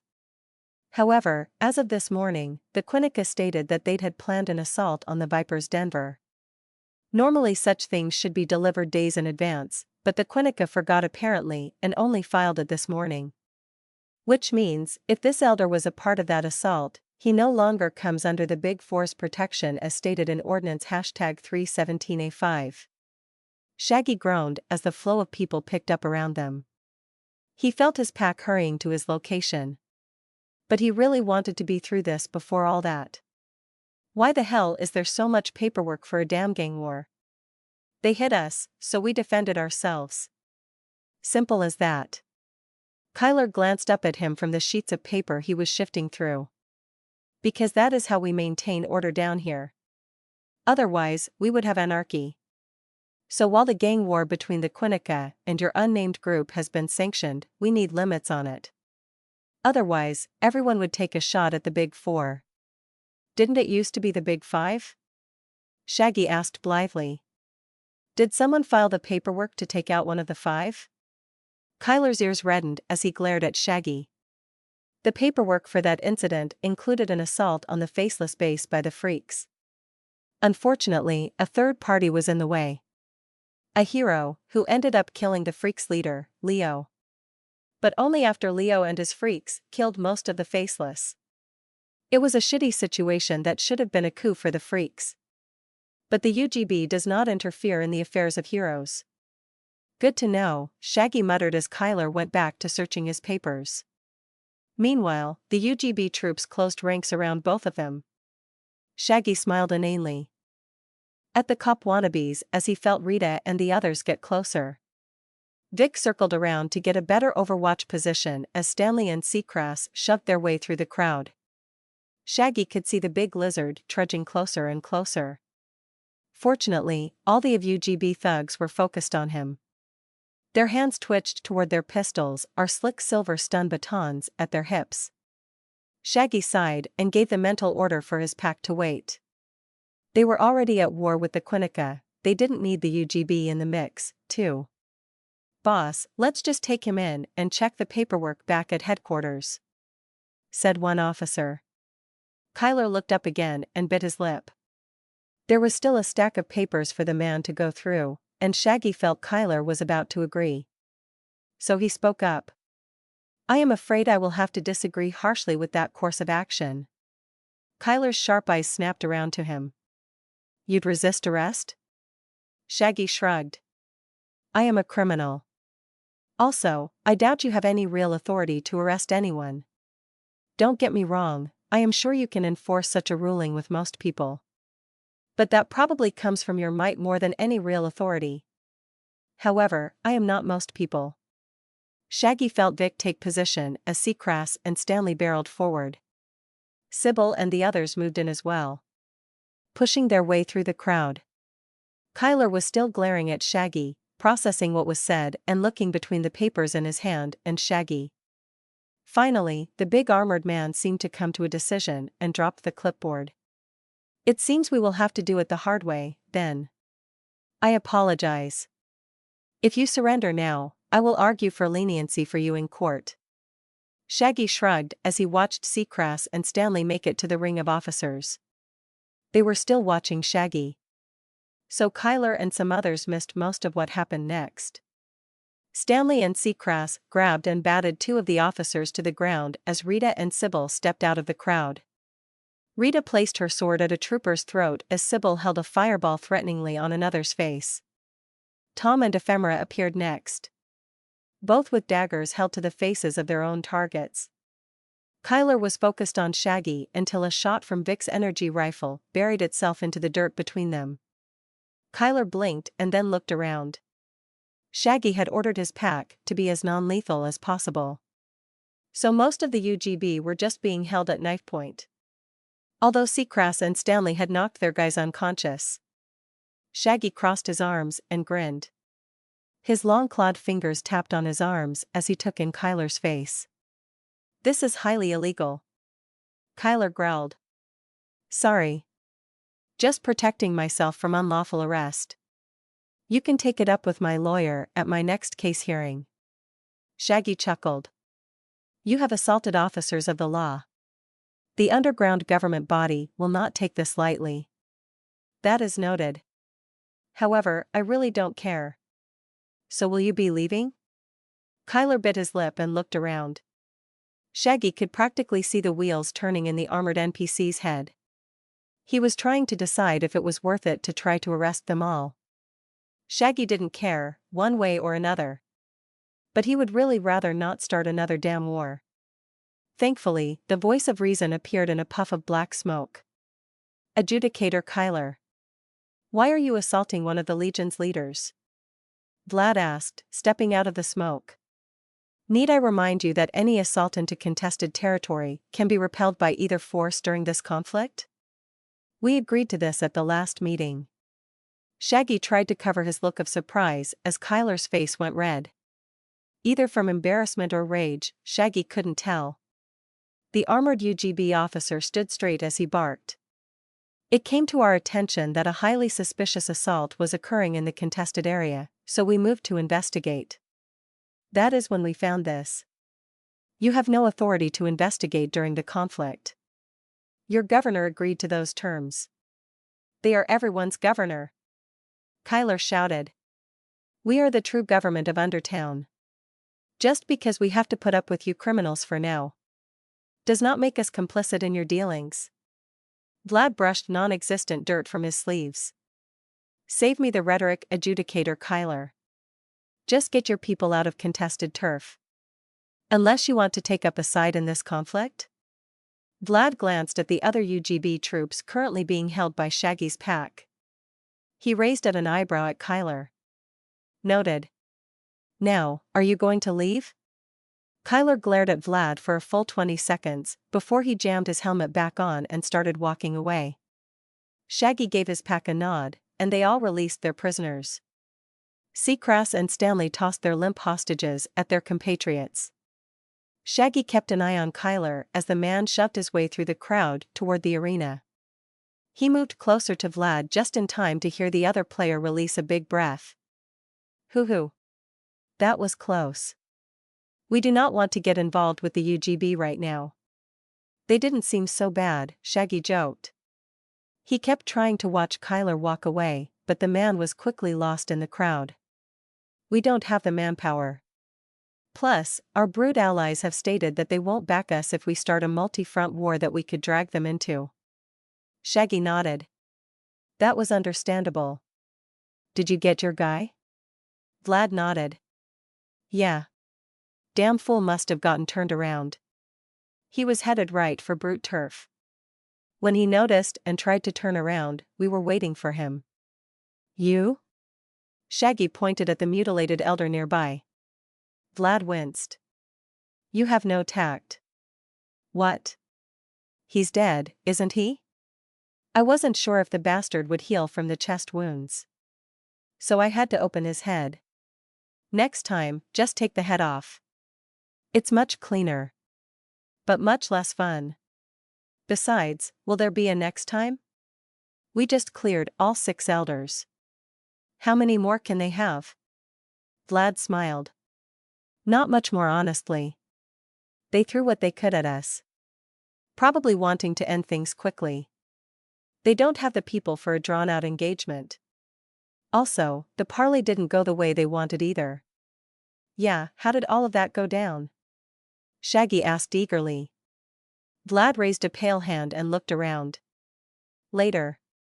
Let's get back to the bar and we can exchange stories. I've got a lot to tell you. Vlad grinned, showing off his fangs. Tell me about it. By the time they made it back to the Viper Square, the lackeys were already cleaning the place up. Bodies and debris littered the field. Shaggy could see that more than a few of the bodies were not the pale white of the Quinnica. He wondered how many people they had lost and how that would affect things overall. But the slowly growing pile of Quinnica corpses made him think it was worth it. They had given as good as they got. Shaggy started to send a mental command to his pack to help and to check on the teens. But Rita was already moving past him. Behind her, Stanley and the others were looting everybody they could find.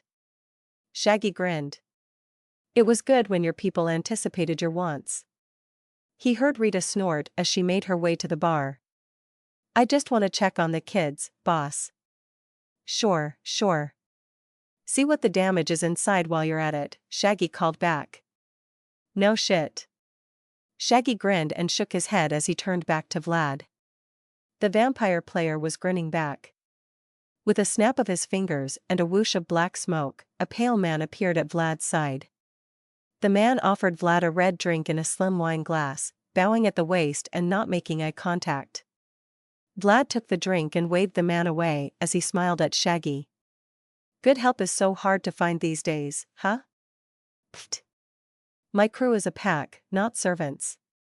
Be careful about having things done for you. Eventually, you'll forget how to do anything. Vlad's grin grew wider, but the vampire slowly backing away at his side glared at Shaggy.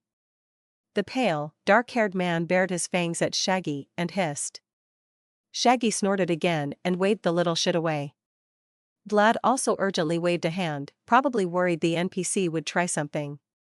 Once the guy was gone, they both headed toward the bar. They expect to serve, Shags. It's not my fault. Vlad said, taking a sip from his wineglass. Oh, I'm sure. Never mind the obvious benefits. Shaggy shook his head and rolled his eyes. His friend was obviously living it up with his new baby vamps. Off in the distance, he saw Ren, the large Paranadin, was tossing bits of broken houses into a pile along with several other large aliens. Nearby Dave was happily chatting with a few lackeys as they all piled bodies away from the Denver. Shaggy didn't see Slink anywhere, but he assumed the young boy was inside handling the logistics. As he often did. Shaggy noted that most of the surrounding buildings were okay. A few were missing walls here and there, but things still looked good. In fact, there were actual shops surrounding the small plaza. They had some decently built shacks, and people were slowly pushing bodies from their front steps. Vlad saw him looking and chuckled. He, yeah. The square's doing all right. We attracted a few business owners and got them set up in the area. Not all of them are here, but they all pay a tithe for protection and other services. Shaggy raised an eyebrow. Other services? It's under town. Someone always wants something. Maybe they want someone tuned up a bit, or maybe they want some piece of tech from up top. They pay us a premium and we send one of the boys. It's extra to send one of my thralls or Ren's bruisers. But, so far, everyone pays. Since we took the tunnel to the Austin from the Quinnica, more and more people around here are taking us seriously. Shaggy did a double take. You took the tunnel? But we can hold it? Shaggy asked. Vlad waved a hand dismissively. Oh yeah, we got the Brute clan helping with security, and I've stationed a few of my thralls there. They arrived at the front of the bar and Shaggy looked around. Blurs of black mist swirled in the air, picking up bits of wood and debris and taking it back inside. There was even a pale woman with a broom collecting the bits of broken glass into a pile. When she finished, she waved to a magenta-robed woman who waved her hands. The glass took on a yellow glow and knit itself back together before floating toward the front of the bar. The window set itself back in the wall and the two women high-fived before moving on to do something else. How many of those damn thralls do you have? Vlad finished his wine glass of blood and tossed it casually over his shoulder. A black mist blurred past and snapped the glass out of the air before rushing inside. Vlad stayed nonchalant as he entered the bar, calling over his shoulder. I don't know. It was at 30, I think, but after this brief scuffle it's probably less. Aren't they supposed to be tougher? Shaggy followed his friend inside, where even more people were cleaning up and tending to the wounded. Shaggy saw Rashi and her sisters moving about the crowd, looking at everyone's wounds. The woman barely spared him a glance before she continued her work. Petra was behind the bar, taking inventory, it seemed, while Slink was holding court at a round table. Shaggy noticed most of his kids were there, along with Rita. He would have to check on that soon. Vlad found them a table and sat down. Shaggy glanced back to Slink and then to Vlad again. A question in his eyes. His friend waved him down. We'll get to Slink. But first, I want to know how shit went topside. You said in your message that you were getting us a foothold topside? Yeah, Shaggy dragged the word out as he took a seat and tried to collect his thoughts. Everything from trying to play the cops for some freedom topside to his misconception about the wild bunch flashed in his head. Not to mention his teens, the pack's advancements, and their brand new portal between their two bases. Shaggy started. He didn't see the portal when he walked in. He quickly began searching the room, looking for the large pink-rimmed hole in the air. But it was nowhere to be seen. Vlad caught on to his mood and started looking around as well. What is it? Before Shaggy could answer, ephemera shimmered into existence by his shoulder. Levy is finding a better place to anchor it with the den's mages, boss. She'll be up in a bit. Shaggy felt his shoulders relax as he gave his second-in-command a nod. He reached for an empty glass on the table and raised it toward ephemera. The pale woman glared at him, but he gave his best pleading face. She snorted and yanked the mug from his hand before stomping off. Returning to Vlad, Shaggy shrugged and explained. We had a portal from my base to this one. We popped out right on the stage. Apparently, my wife is getting anchored somewhere less conspicuous. We've got a portal to above ground? That's huge. Vlad said excitedly. Shaggy waved him down. Calm down, it's not that great a thing, really. The cops are going to be watching the place for a few days. I thought you had an in with the cops? Yeah, that went to shit a few days into the arrangement. So we had to flee below ground. Vlad raised an eyebrow. Concern and irritation warring on his face. Eventually, it settled into general curiosity. Ephemera arrived and slammed a mug down on the table, sloshing beer everywhere. Shaggy looked at her gratefully, but she merely held out a hand and made a gimme gesture. Shaggy grumbled but reached into a pocket and placed a few credits into her hand. She gave him a dirty look, but stomped away after taking her money. It's a long story, Shaggy started. He explained everything that had happened since he went above ground with his wife and pack. The fallout with Zelthub, meeting Lewis and Mari, confronting the Lampers, expanding his pack, and the final clash with the Quinnica and George's group. Vlad sat in silence, listening intently. Occasionally one of his thralls would come by and offer a glass of blood which the player would down. Almost without looking. Shaggy couldn't read the impassive face of his vampire friend. But he felt like the guy was pissed. However, contrary to his feelings, Vlad merely sighed when he was done. You are an absolute menace. A menace that attracts opportunity like an anime protagonist. But a menace nonetheless. You realize we can't fight a war on two fronts, right? I mean, recruitment has been going very well. It will probably pick up now that Dave is back. But we just don't have the people to defend two bases. Yeah. But we don't have to defend the other one. The maintenance tunnels lead into other businesses. The trouble is, the cops know what my crew and the kids look like. But if we have some lackeys go up, use the other exits. They can look around for us and even use it as a shortcut to get down here. Meanwhile, Levy and I build up our little love nest. Vlad raised a sharp eyebrow. Really? That's all you're going to do with the space? I haven't seen it, but we could put some businesses in there. Maybe make some VIP housing for our top lackeys and henchmen. Shaggy felt his face twist in apprehension. It wasn't a bad idea. I'd have to talk to my wife. Talk to me about what? Levy's soft voice pierced Shaggy's ears, and he looked up from his seat. Levy was approaching, a tired look on her face and sweat collecting on her brow. The pixie was resting on her shoulder. A pink ball of light that rose and fell with Levy's steps. She took a seat next to Shaggy and grabbed his drink. Taking a big gulp of the beer. Her face twisted at the taste and she quickly gulped down what she had in her mouth. Belg. That's not good. Shaggy shrugged. It's what we got, babe. Levy stuck her tongue out and shook her head. Trying to shake the taste off. Vlad watched the byplay and waited for an introduction politely. Shaggy waved a hand at his friend and said imperiously. Love, I'd like you to meet another of our Legion's leaders, Vlad. He runs the vampire contingent of this little enterprise. He is also our unofficial negotiator. Not by choice. Vlad muttered as he raised his wineglass in salute.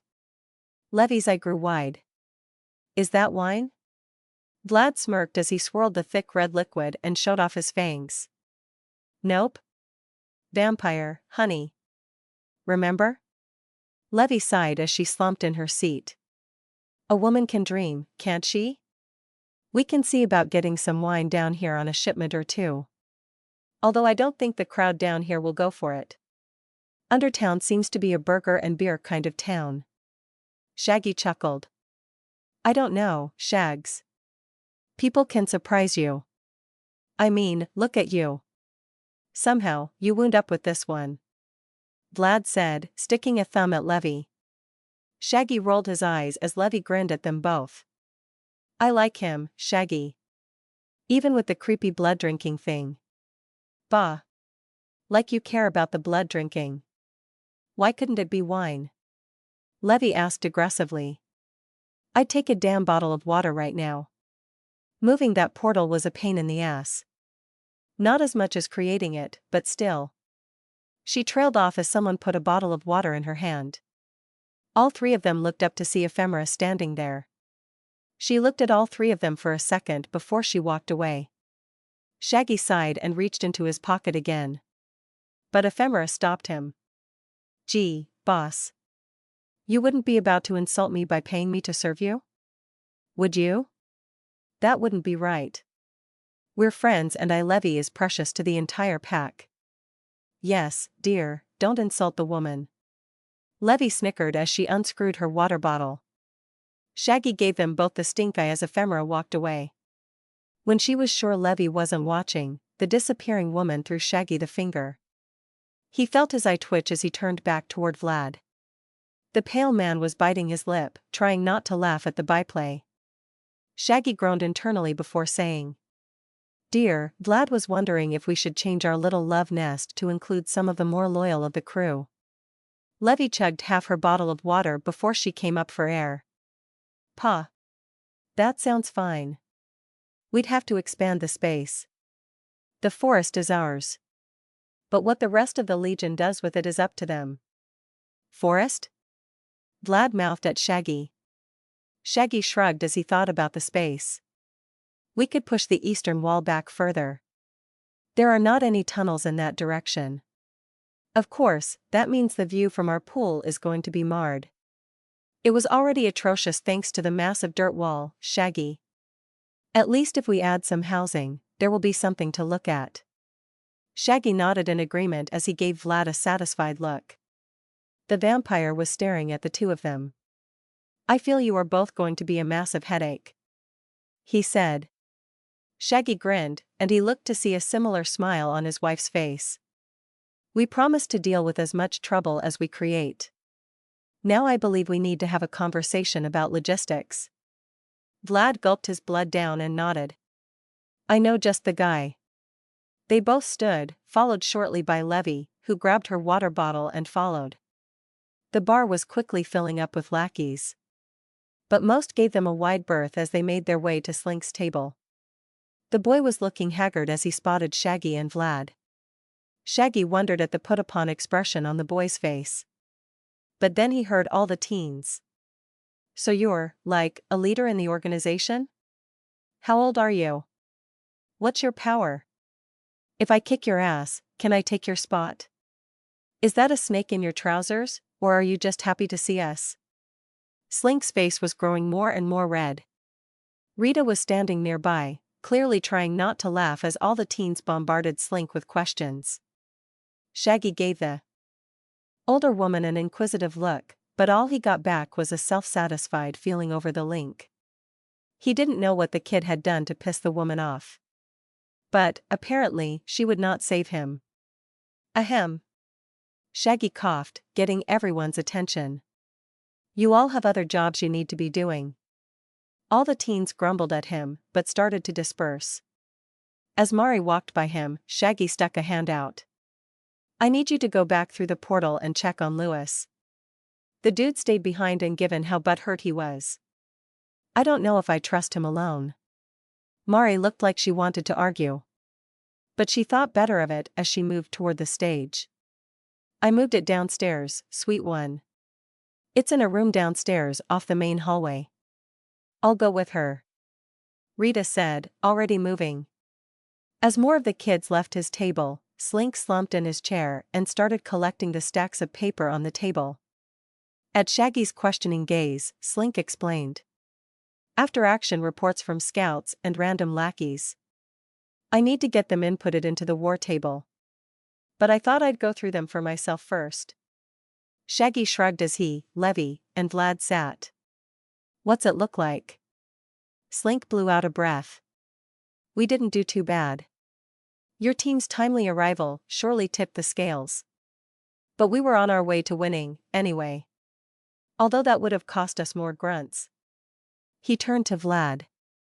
I want to get Dave back to training everyone. His core group has been doing fantastic. Meanwhile, I'll get some lackeys working on Rolled shop. Rolled? I thought he was on the Quinnica's side. Defector, Vlad stated.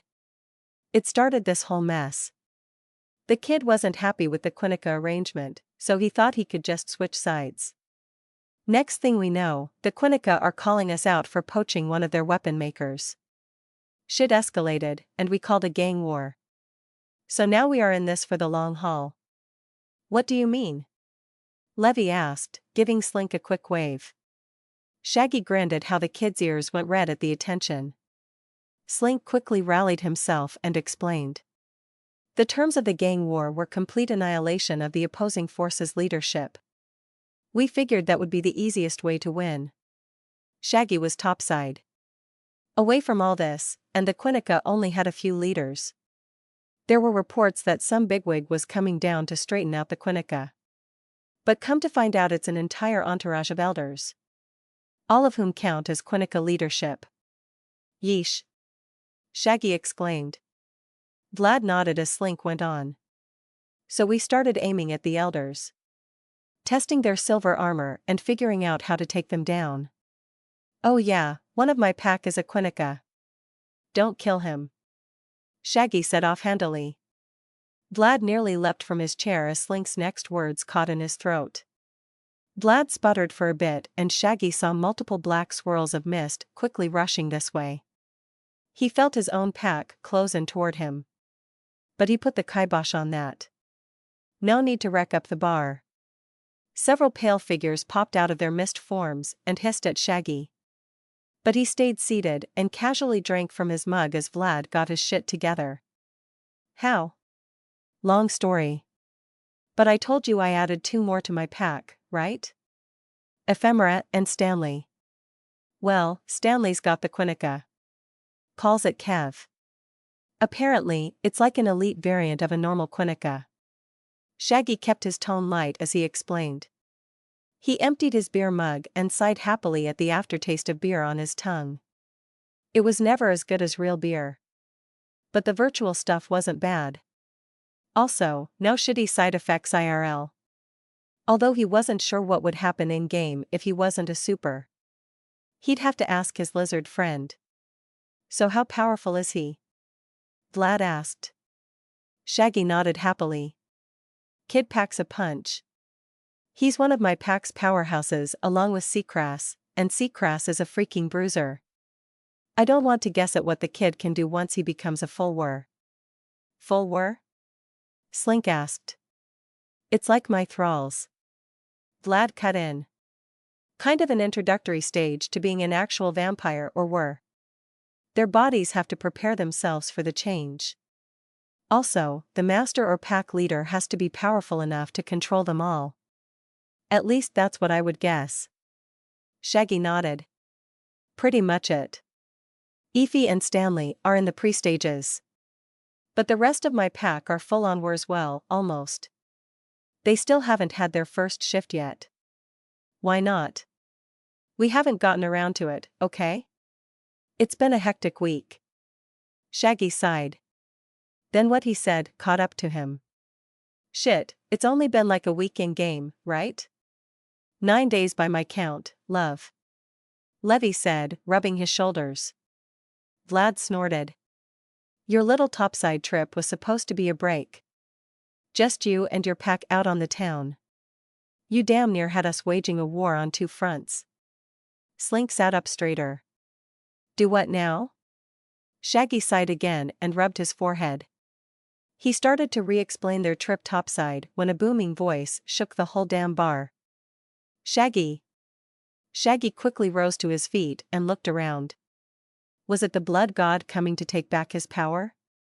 Maybe Cog returned for a second go at Undertown. Thundering footsteps interrupted his thoughts as the front doors of the bar were thrown open and Ren charged his way in. The large rhino man scanned the room before he spotted Shaggy and the others. He rushed forward, intent clear in his eyes. Shaggy wasn't sure what he had done. But apparently the big man was pissed. Kids? Yes. Kids? Shaggy? Yes. Ren. Some of them are 15 years old, Shags. Ren, it was they follow me or get arrested. Then they should have been arrested. In the system is better than out fighting a damn gang war. Is it? Dave asked. Shut up. Ren shouted at the smiling player. Stay out of this. That's kind of hard when you are both standing in the bar shouting at each other, Ren. Said Vlad. Where do you think you're going? Ren shouted, still pissed. To the war room. We can argue there. You can't fight in the war room. Vlad shouted, an odd smile on his face. It's not like he couldn't understand Ren's problem. They were kids, even digitally grown ones, and the big guy seemed to have a soft spot for all kids. But he had given the kids every choice to back away. They'd had been in several enormous battles against both the Quinnica and George's gang. Yes, they were young. But they were mature enough to make those choices for themselves. This digital world had crafted them that way. Probably for this express purpose, really. You guys have redecorated. Shaggy muttered. Slink nodded as he stood next to Shaggy, reports clutched in his hands. Yeah, once we had the tunnel, it made it easier to get materials. So we spruced things up. I'm still waiting on various metals, though, to reinforce everything. Ren's shipments have kind of taken a back seat because of all this. Shaggy nodded and looked around for the war room. But Slink pushed past and led Shaggy and Levi right to it. The large rectangular table was in an even larger rectangular room. Holoscreens were on the leftmost wall, displaying random bits of information. Two lackeys stood by the table, watching the holographic map shift and change as they inserted documents into its feeder. Shaggy noted the absences of chairs in the room, but he didn't let it bother him. Instead, he circled the table as Slink took a spot at the head of the war table. Ren and Dave came stomping in one after the other, followed closely by Vlad. The lackeys in the room seemed to sense the tension as they hurriedly grabbed their papers and ran out, closing the door behind them. Ren crossed his arms and stared down at Shaggy, clearly waiting. But Shaggy simply stared back. The Rhino Man obviously had things to say, but he didn't want to yell them at Shaggy. Meanwhile, Shaggy wanted to see if his friend was going to blow up or calm down before he said anything. Slink busied himself with inputting data as Dave and Vlad looked over the two holoscreens on the wall. They were all obviously paying attention, but none of them wanted to be the first to say anything. Eventually, Ren huffed loudly and uncrossed his arms. Well? Shaggy placed his hands on the sides of the table and asked. Well, what? What do you want me to say, Ren? The kids are all orphans, as far as I know. They were squatting in a building we were using. When shit went south with the cops, the kids followed along looking for protection. And you didn't stop them? Nope. What was I going to say? Sorry, you all have to turn yourselves in while I make my getaway. Good luck in the system. That would be hypocritical of me. They're kids. You are allowed to be a hypocrite for their safety. Ren shouted. You think turning over these kids, most of whom have committed various thefts, to the cops would make them safe? They'd be in the game's equivalent of juvie so fast. The older ones would be in jail. Ren slapped the table. If they've committed crimes, they should be in jail. Paying for their crimes. Then what about us? Why do we get a pass? Because we're players? Adults? Ren. Vlad said cautiously. I think you're letting the real seep into the game here. I get what you're saying about the kids. But they are also NPCs designed by the system. Grown by the system would be a better description. Levy added. Yeah, dudes, Dave agreed. This game is, like, a tiny universe that was created and then allowed to grow. Scripted events were added to the accelerated timeline, dudes. So the little dudes are like homegrown AIs that have lived their entire lives in here. It's wicked.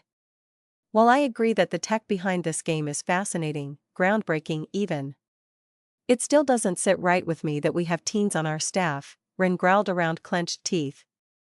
I hate to tell you then. But where do you think most of our lackeys come from? Slink asked, still tapping away at the war table console. What? Slink waved a hand at the two hollow screens and the images shifted. Replaced with pictures and a list of names. We have multiple disaffected youths in our organization. That's how it works with any criminal gang. We attract the downtrodden and repressed and give them an outlet for their aggression and cruel tendencies. Although, I admit, I've been weeding out the psychopaths. Why wasn't I told about this? Ren said weakly. I didn't think it was that big of an issue. We are a criminal gang. We are going to have a certain amount of kids.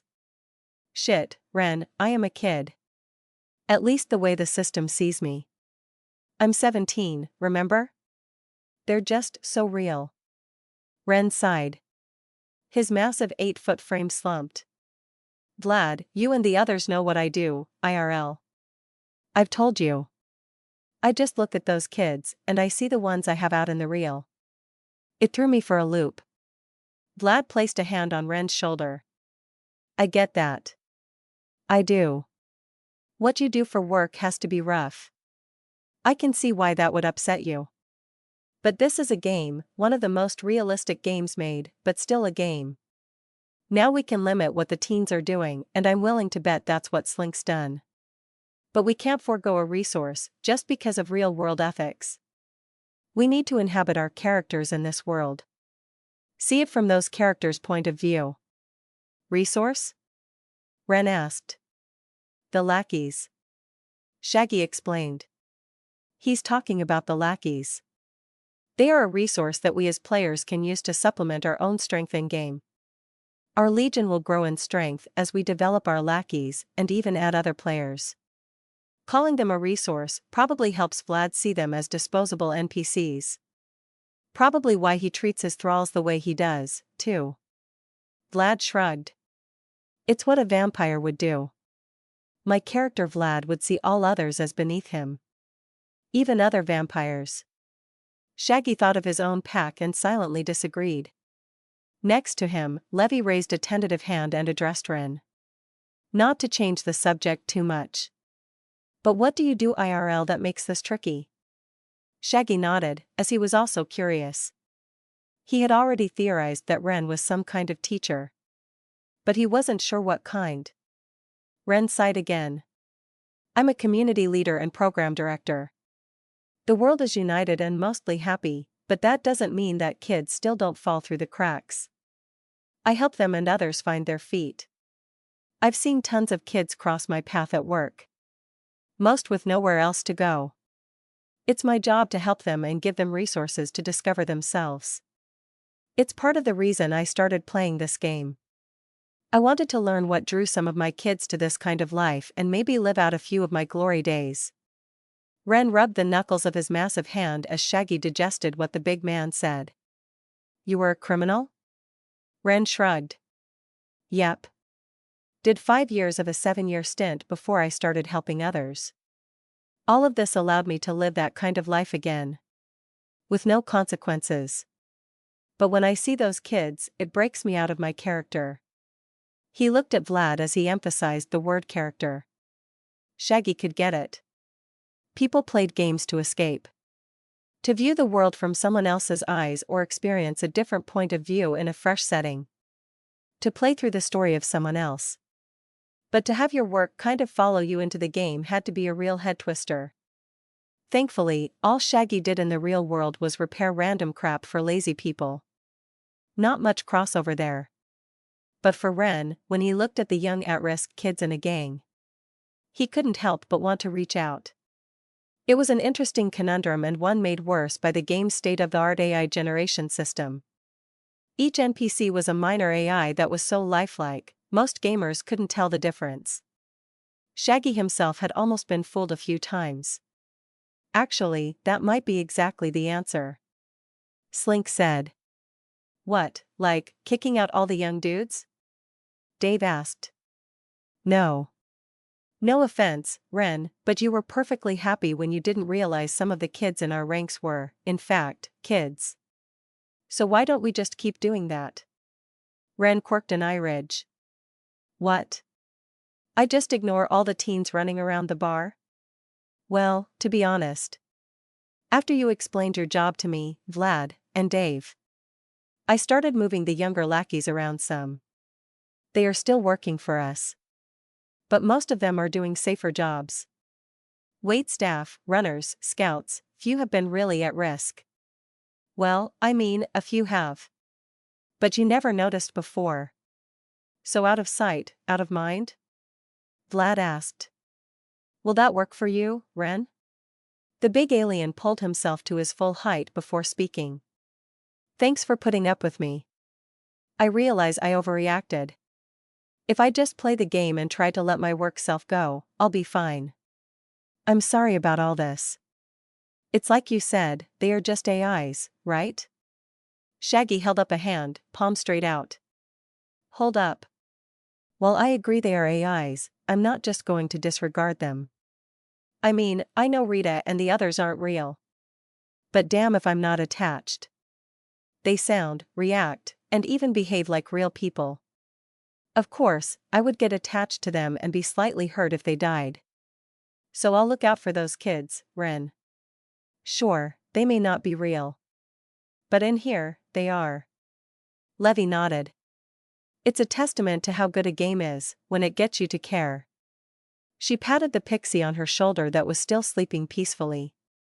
Dave gave them a thumbs up, but Vlad just looked at them weirdly. You know that's going to cause some issues if you keep thinking of them as people, right? Shaggy pointed at his chest and grinned. It's what my character would do. Dave snorted and Ren smiled. Vlad gave them a shrug and turned back to Slink, who was back to typing on the war table. He started to say something but stopped, which made Shaggy glance at the young man. Slink was frozen with a piece of paper in his hands, eyes wide. Just as suddenly, his right hand started flying across the war table's interface. Meanwhile, his left shifted through the stack of papers on the table frantically. What's up? Shaggy asked. Slink ignored him and shifted things on the table for them to all see the holographic map. The display zoomed around and different dots and locations popped up as Slink rapidly inputted information. The map scrolled quickly through the streets of Undertown, getting to the main street before zooming off in a south direction. Their view scrolled up and down the main street multiple times as Slink continued to insert reams of information. Finally, everything stopped and the young man sighed heavily. The table holographic display slowing to a halt, right next to a small 3D image of Undertown's arena. They're gone. Slink said. What? Ren, Shaggy and Vlad all shouted at once. The Quinnica. They're gone.